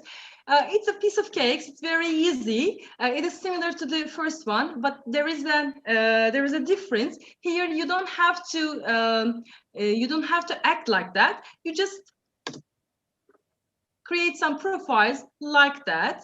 as you see, friends and activities, status updates, you can write. They use English very effectively here, as they like the character in the book very much. And with younger students, you can have a very more easier one, an easier one, like this one, Snow White. Creating fun pages is also very famous with students. They can easily and effectively and with enjoyment create some fun pages for the characters in the book that you are reading. Setting up a Facebook channel, it may create some problems, I have to admit. I used it once with high school students, but if you are ready for some problem and if you can handle it, it works well. So during the lesson, you start a debate on Facebook, on your Facebook wall, for example. You ask a question, and in the lesson, simultaneously you discuss about it, and students can also write their opinions, their expressions on the wall, so that you have two environments for discussion, two different ones. And if a student doesn't tend to contribute orally, they can write them on the wall. And we have some other examples here, using book text or highlighting vocabulary. And I know that you know them all. Using book tag is predominantly used for choosing what book to read. It works, actually. And we have Instagramming. As the researchers show, Instagram is predominantly good for spoken language and writing ability, because it's a good way of presenting. But I want to talk about something totally else. Insta Poetry. Here I want to show you the example first. There is a genre which is called Insta Poetry, because these poems are only be read on Instagram. They are written on Instagram and they are shared on Instagram, and you can read them only while using Instagram. And Rupi Kaur is an Indian-born British Insta poet, and she's very famous, by the way. And she wrote a poem. It's about the lockdown. The irony of loneliness is we all feel it at the same time, and it's called Together. And you see there are some comments about lockdown as well. And there are two basic elements related to Insta Poetry, actually. First of all, they are short, relatively short. And there is a visual aid. They always use a visual aid to strengthen the meaning of the poem. Sorry. Oops. Yep. So studying Insta Poetry as a genre, you have to, or not have to, but you may choose to group them, or they can get pairs, or they can write them on their own. They analyze the work of one Insta poet and share their findings with the whole class, or they can write some Insta poems themselves. If Instagram has Insta Poetry, Twitter has Twitterature, of course. Twittering for Twitterature. These are like tongue twisters to me, I'm so sorry. I don't know if you have read The Small Places by Nicholas Velardes, but if you don't have a Twitter account, you cannot. Sorry? It's not about me, okay. So this is a novel on Twitter. It's the first example of Twitterature. Velardes posted over 900 tweets to create the first example of Twitterature. It means the literature on Twitter. It's an imaginative love story about one man's journey to add meaning to his daily life. And on the screen, you are seeing the last 3 tweets of this novel, and it finishes like the end. Velardes says that it is too easy to write a novel on Twitter. It only takes minutes a day. And then you have, at the end of the day, you are the writer of a novel. the research shows that Twitter has lots of benefits, but the most important of them is the creativity, because as you know, there is a limitation of the size. Let's see some examples. Of course, writing a class short story, not a novel maybe, but you can always write a short story. Students can tweet one after another, and they follow a flow of a plot to write a short story. You may start the first one, and then students can go on. Tweeting a book cover, they can design a book cover, and you can start a contest maybe, and they can write why did they design the book cover like that in 280 characters, which is very creative. Tweeting the chapter 0, writing a new ending to a story is very well known, but the chapter 0 is something new to me, and I like the idea very much. Thank you very much, Hocam, Nejat Hocam, by the way, and I use it a lot. We are reading a book or a story, but before the story, the characters lived, experience alive, some events, right? So students try to think about what happened before the story, and they can write the chapter 0, and I'm going to show you some examples on it. Class hashtags. You can create some hashtags related to books that you are reading on Twitter. Twitter interview. This is like a real interview, but on Twitter again. One of the students are the author of the book that you are reading, and the other ones try to tweet questions to the author, and all of a sudden you have a discussion, you have a debate about the book, because they have to ask good questions, detailed ones. And the other one is a Twitter emoji quiz. You know, emojis are a part of our lives, everyday lives already. And I don't know if you know, but there are 3 books written totally in emojis. One of them is a translated book. It's Moby Dick. Moby Dick was translated into emojis, and it is called Emoji Dick. And now, maybe you cannot write a whole book, or you cannot translate a whole book in emojis, but you can have an emoji quiz with the title of the books. And I've got one for you.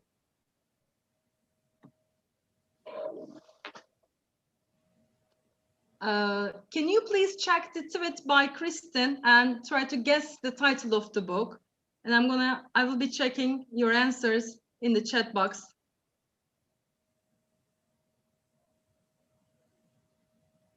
If I can see it, of course. I lost my checkbox. Okay. Can you guess the name of the book? There is a man, and there is that ladybug, and some suspicious look, and there is a family, red water, and all of a sudden everything stops. And in the end, we have the indispensable ending. Any guesses?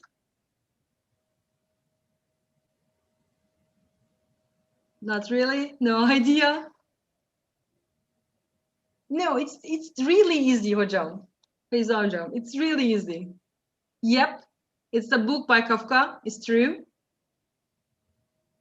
Yep, yeah, we got the answer from Nermin Hocam. It is.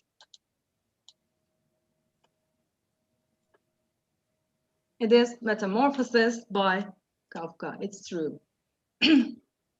And we have another idea for using literature in our classes.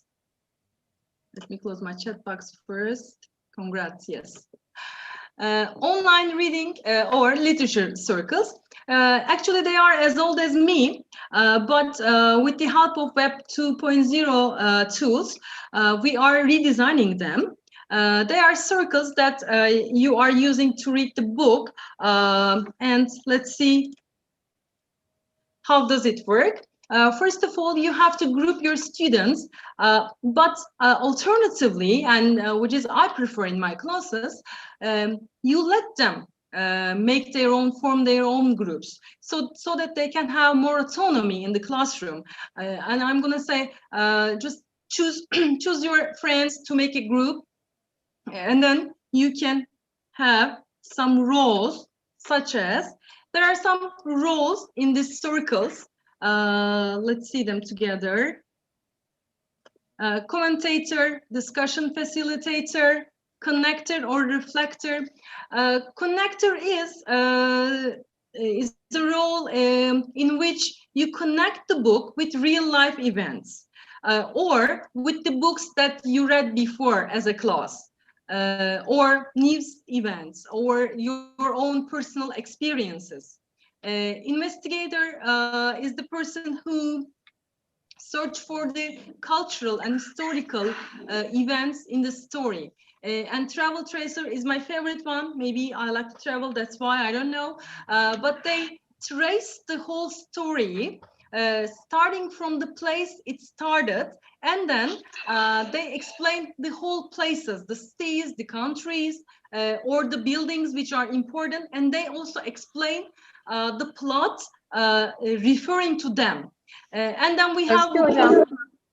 I'm Yes, very please. sorry. We've run out of time. Oh, really? Can we come up to a conclusion? Yes. Oh, we have lots of things to talk about. Yes, I know. Okay, then I'm just passing. And we have other roles, and we have blogging and Wattpad. Just, I'm so sorry. Should I share the links you sent to me? Just in a minute, please. Okay, I'm just Okay. summarizing. In a way, I'm summing it up. We have restoring novels and writing fun fictions, and this is a suggestion from my son, who's a bookworm as well. And there is that research in Antalya that it works with secondary school students. So you can use it. And YouTubing, and there are lots of ideas related to YouTube, but I have to skip them now. As far as I see, I just want to show you some examples from my students, and then I'm gonna stop my presentation. Not the PowerPoint, yes. Here,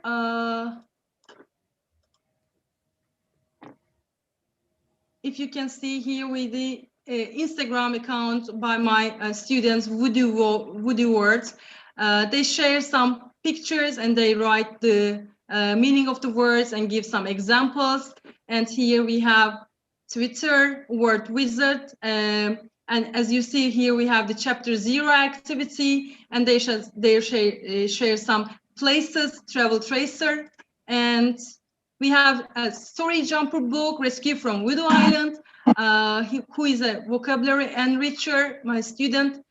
She made a book related to words. And we have a wiki page, general characteristics of Haiti population, like that.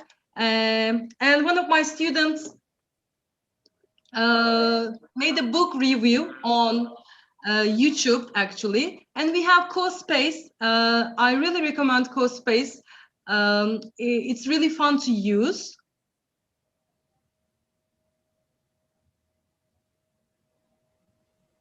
As you see, I'm just gonna show you. Yes, for example, for a travel tracer, they use it to present the whole village. Actually, you can see everything, the graveyard, the keys home, the important places here. Sorry, I took lots of time to talk about things. Yes, here is my conclusion, but I'm going to skip it and give the word to Dewey. John Dewey says that if we teach today's students as we taught yesterday's, we rob them of tomorrow, which is really true to me. And there are some references, but they're not important. Yeah, I need a quick feedback from you. Burçin Hocam, if you'd share the link. All right. It would be great. Sharing right now.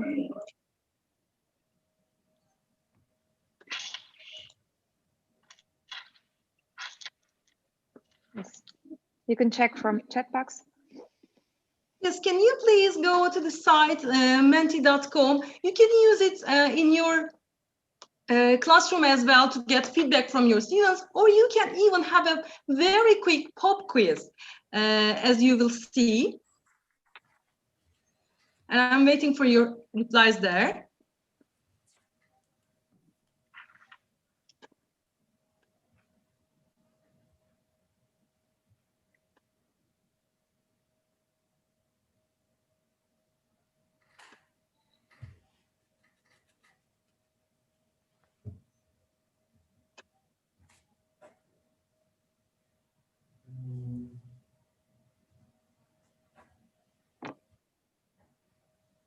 Yes, as I can see, you write fast, dangerous, entertaining. It's everywhere. It's about sharing.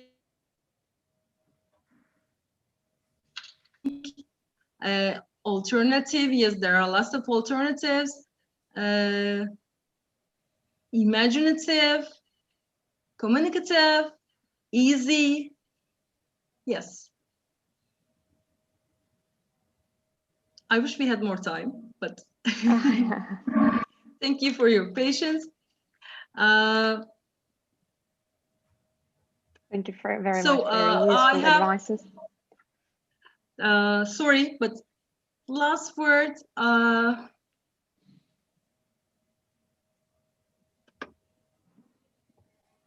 Sorry.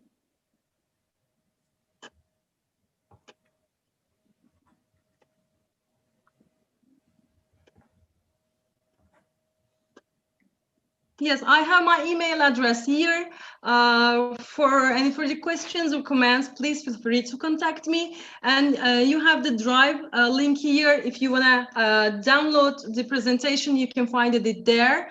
Or if you can, if you like to email me, I can send it to you. But please write MEP Çalıştay'ı in the subject bar so that I can see it.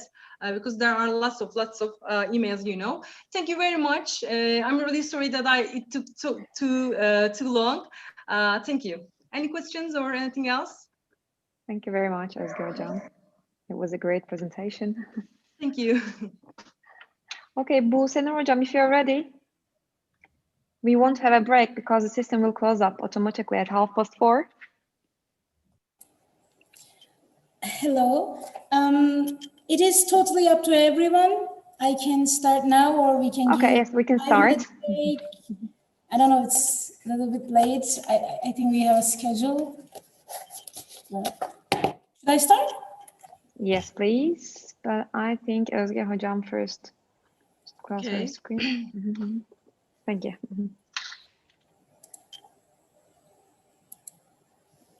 All right, I'm at the last page.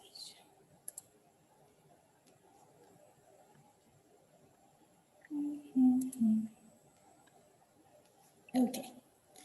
Well, hello everyone. My name is Buse and I'm a research assistant in İstanbul 29 Mayıs University, and I'm also an MA student in Maltepe University. And for my thesis, I'm working on the self-efficacy beliefs of EFL teachers about literacy instruction. I'm specifically planning to work with second grade teachers. So if there's any second grade teachers in the audience, please contact me. I need you guys. And I want to give you a voice, and I want to understand how you are feeling in this pandemic time. So like I said, my study is basically based on second grade EFL teachers' self-efficacy beliefs about their literacy instruction. And I'm focusing mainly on second grade because it is when students first meet with English as a foreign language in the classroom, in school, let's say. And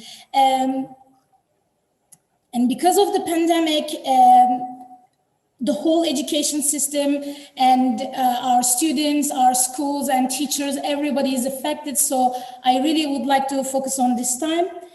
And so let's start.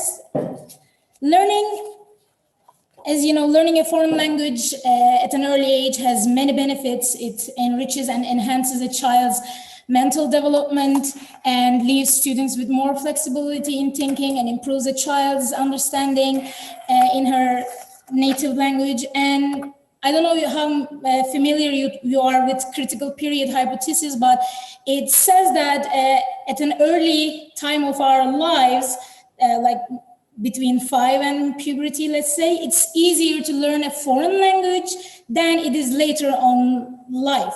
So we have these benefits and we have many more benefits, and they're the reasons why many countries start teaching a foreign language at a very young age.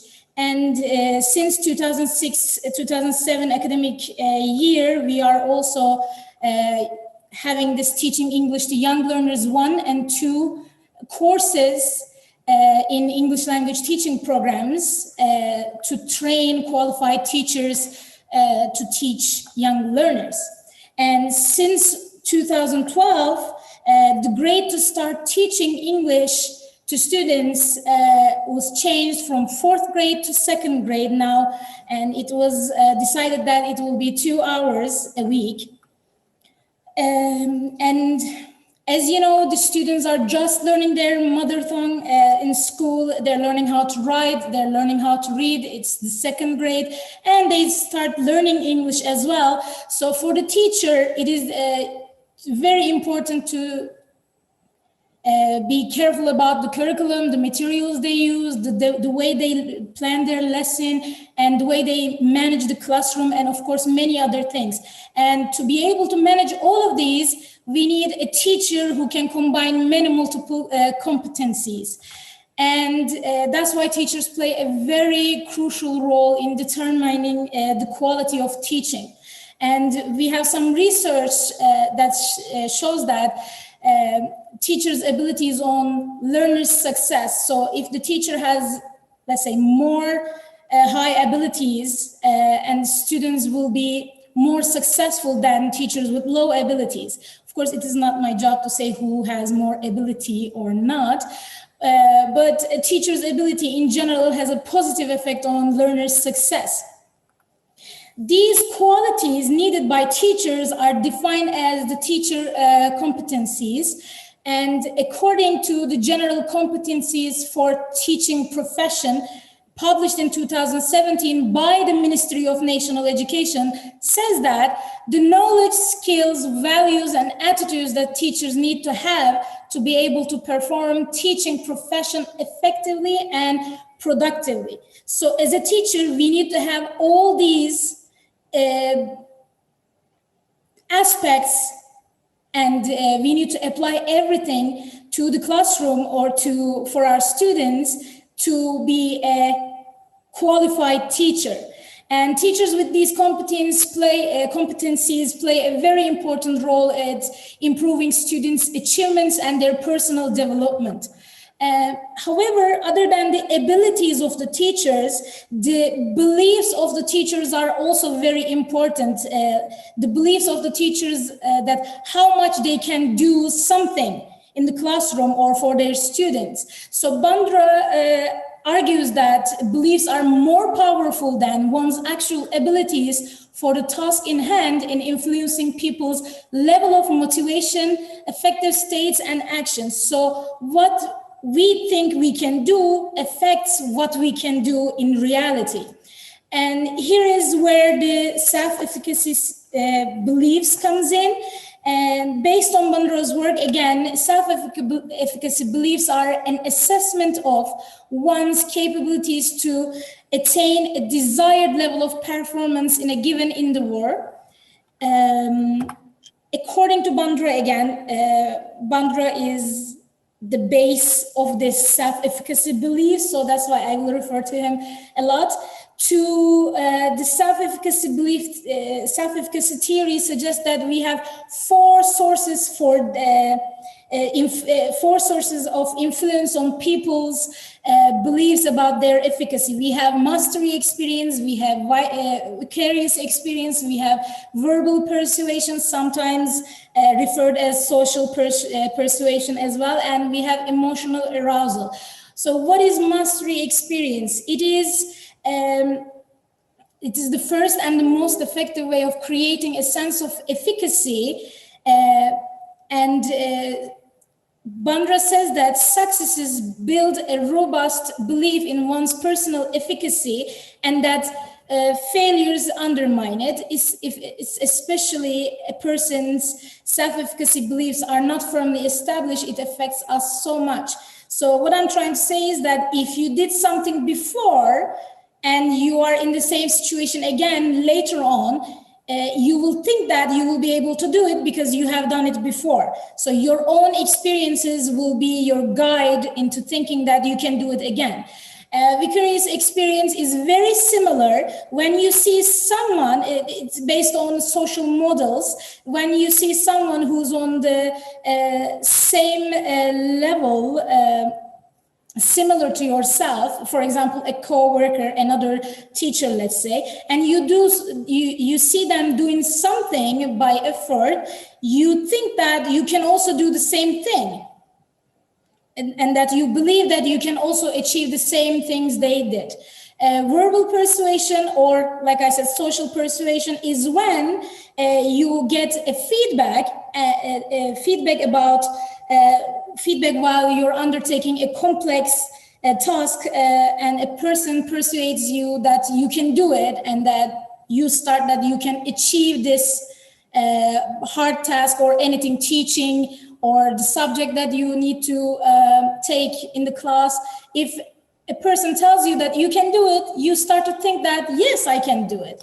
And emotional arousal is the emotional, physical, and psychological well-being of the person can influence how they feel about their personal abilities. So let's say I started my day very good, and then I go to class, I will have a very good start to my day, and I will be more interactive, and I will be, of course, we don't go to classes anymore, but you get what I'm trying to say.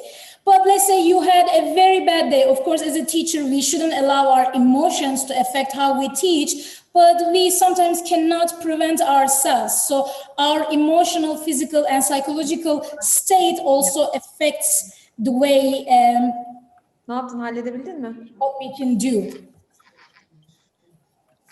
So this self-efficacy that I talked about is very general, and we also have, and there are so many studies about it, and there are also many studies about self-efficacy beliefs in sports, health, art, and of course our topic, education. So we're gonna call self-efficacy beliefs in education teacher efficacy, and teacher efficacy is mostly related to our beliefs about our ability to influence student learning. Ashton defines it as the teacher's belief about their ability to have a positive effect on students' learning. Gasky and Pissarro explain that teachers' self-efficacy is the belief or conviction that they can influence how well students learn, even those who may be difficult or unmotivated. If I think that I can help my students, I can change the way they are, I can help them be better in their personal life or in their academic life, then it will help me do it. There are many methods for measuring self-efficacy beliefs. We have Rand measure, we have Ashton efficacy, and teacher efficacy scale by Gibson and Demo, and we have responsibility for student achievement and science teacher efficacy beliefs inventory, Ohio State teacher efficacy scale, which was the name was changed afterwards to teacher sense of efficacy scale. I will focus on these for a while. Other than the science teacher efficacy beliefs inventory, none of these measurement instruments are subject specific. So they are all in general about just teaching, but not English teaching, for example, or not literacy teaching, which is my general topic. So Gibson and Dembo, they developed a teacher efficacy scale with 2 dimensions. It focuses on the teaching efficacy beliefs and personal teaching efficacy beliefs. And it is the main dominant scale. It was the main dominant scale for a long time. But then Shannon, Moran, and Hoy developed the teacher sense of efficacy scale based on social cognitive theory. It has two different versions, a short one and a long one. And it has three factors. It focuses on efficacy for student engagement, efficacy for instructional strategies, and efficacy for classroom management. It is, when it was first introduced, it was a very good promising new development, but nowadays it is used very much. If you search for a teacher sense of self-efficacy beliefs, you will find hundreds of studies, but I will come to that in a moment. We have, like I said, Gibson and Demos scale, but it was proven that it may not be valid for Turkey. On the other hand, the scale developed by Shannon, Moran, and Hoy shows that provides evidence for reliability and validity of the Turkish version. So it is okay to use the second one. Like I said, it focuses on all these scales mainly focuses on the general factors like the student engagement, like I said, instructional strategies and classroom management. But we should always keep in mind that we are human beings and teachers have different efficacy levels for different type of lessons, different types of subjects for certain students and specific settings and for different circumstances. So our self-efficacy can change any moment according to what is happening in the environment. So that's why Bandura suggests that scales created for self-efficacy should be tailored particularly to the functioning that are the objects of an interest. So it should be about a specific topic. The subject that I chose is literacies instruction, because even though we have many studies, like I told you, about self-efficacy beliefs, little is known about the effects of teachers' self-efficacy beliefs in literacy instruction. So that's why Shannon, Moran, and Johnson created this new scale called Teacher Sense of Self-Efficacy for Literacy Instruction scale to provide a means for researchers to examine. Sorry, I cannot see the chat box. Sorry. Is there anything for me? Can you tell me? I cannot see the chat box. I'm sorry. All right. To examine this subject-specific aspect of teacher sense of self-efficacy. So, as I mentioned at the very beginning, I'm focusing mainly on second grade teachers and second grade students because we know that with young learners, their literacy knowledge and skills are only partially developed, and they cannot fully transfer it from, and the parts that they have developed in the first language cannot be fully mastered. They haven't mastered it yet because they are young learners and they have been learning reading and writing just like for a year since the first grade. And also this transferability from first language to second language depends closely on how the two written languages works. And as we know, English language and Turkish language has many differences, but I want to focus on just these ones because mainly you can relate to them. I would like to hear your opinions about it too. For example, vowel harmony. Turkish has vowel harmony, but English does not have it, as you know. and word order. In Turkish, Turkish word order is subject, object, verb, but in English, as we all know, it's subject, verb, object, and this confuses students a lot. They never understand why it's this way, especially young learners. And as we all know, Turkish is agglutinative and English is analytic. So there is this difference. And of course, articles, the, and. In Turkish, we don't have that, but in English, a and the, we use it. And students always forgets which one to use or where to put it and how to do it. There's always a problem. And also third person. Buse hocam, sorry. Buse hocam, sorry to interrupt, but we have a very limited time. Just 2 or 3 minutes. But I just started. Okay, I'll try to be quick. Okay, I'll try to be quick. But can I have 5 minutes at least? The system is automatic. Okay, I'll continue. Okay, go on. Thank you. Also, as you know, third person, in Turkish, we only have o, but in English, as you know, we have he, she, it. And students always struggle with using which one. They always ask, is Sally a girl name? Sally kız ismi mi? Ben erkek ismi mi? They always ask like that to know which one to use, he, she, or it. And of course, we have the to be problem, emizar. Students always forgets to use it. This is some of our main problems. Okay, I'm seeing some stuff in the chat.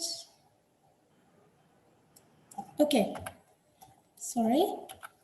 So that's why literacy learning needs informed and skilled teaching, and the language classroom may be the only place where children will be exposed to using the foreign language and getting involved with it. And so the only way for them to get involved with this, with the language is through the teacher. But as we all know, right now, because of COVID-19, okay, I'll just stay here and I will make it quick. As we all know, because of COVID-19, many of us don't know what's going to happen tomorrow. As teachers, we are worried about our own health, we are worried about our families, we are worried about our students. And while we have so many things in mind... Oh no! Odur, hayır, o değil. Sorry? While we have so many things in mind as teachers, it is hard to focus on our teaching. So that is why by applying this scale, I would like to measure how much our teachers affected by COVID-19 during this term, during this time, and how it is affecting them, and how can we make sure. I would like to explore their state of mind and whether this virus is affecting them, and the way they are, and is this affecting the way they are teaching, and is it affecting the way it is affecting their actions in the class? Because I don't know if you can see it, but at the very beginning in the directions part, this scale says that please respond to each of the questions by considering the combination of your current ability, resources, and opportunity to do each of the following in your present position. So as of today, our main problem is COVID-19 and its effects on our daily lives, and of course in the education as well. So I would like to conduct this study. I haven't started yet due to some technicalities, but again, any second grade teachers, please, I would like to have you in my study. My main purpose with this study is that to show that where am I? Sorry. So because of this unpredictable nature of the pandemic, it is affecting everybody. The sudden changes in the management, in how we conduct the lessons, the constant new announcements from the Ministry of Education had to go through, and all of these, how they affect us. This is very important, I think, because not all teachers have the same level of confidence, preparation, experience, or the knowledge toward online education or hybrid education. None of us has any experience about it, and we are just learning what to do while we are on the way. So, and I think teachers are a very important aspect of teaching, of education, and that is why I believe teachers will be affected in an unsatisfactory manner. So I would like to enlighten this topic and how COVID-19 affects the literacy instruction of EFL teachers. I'm sorry I had to rush a bit.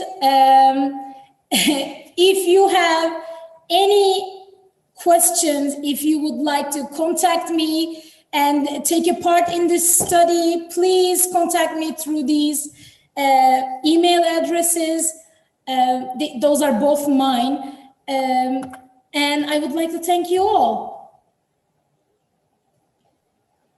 Thank you, Buse Hocam. Thank you. As this was the last session, see you tomorrow. Thank you to our all instructors for the informative presentations. See you tomorrow. Thank you all.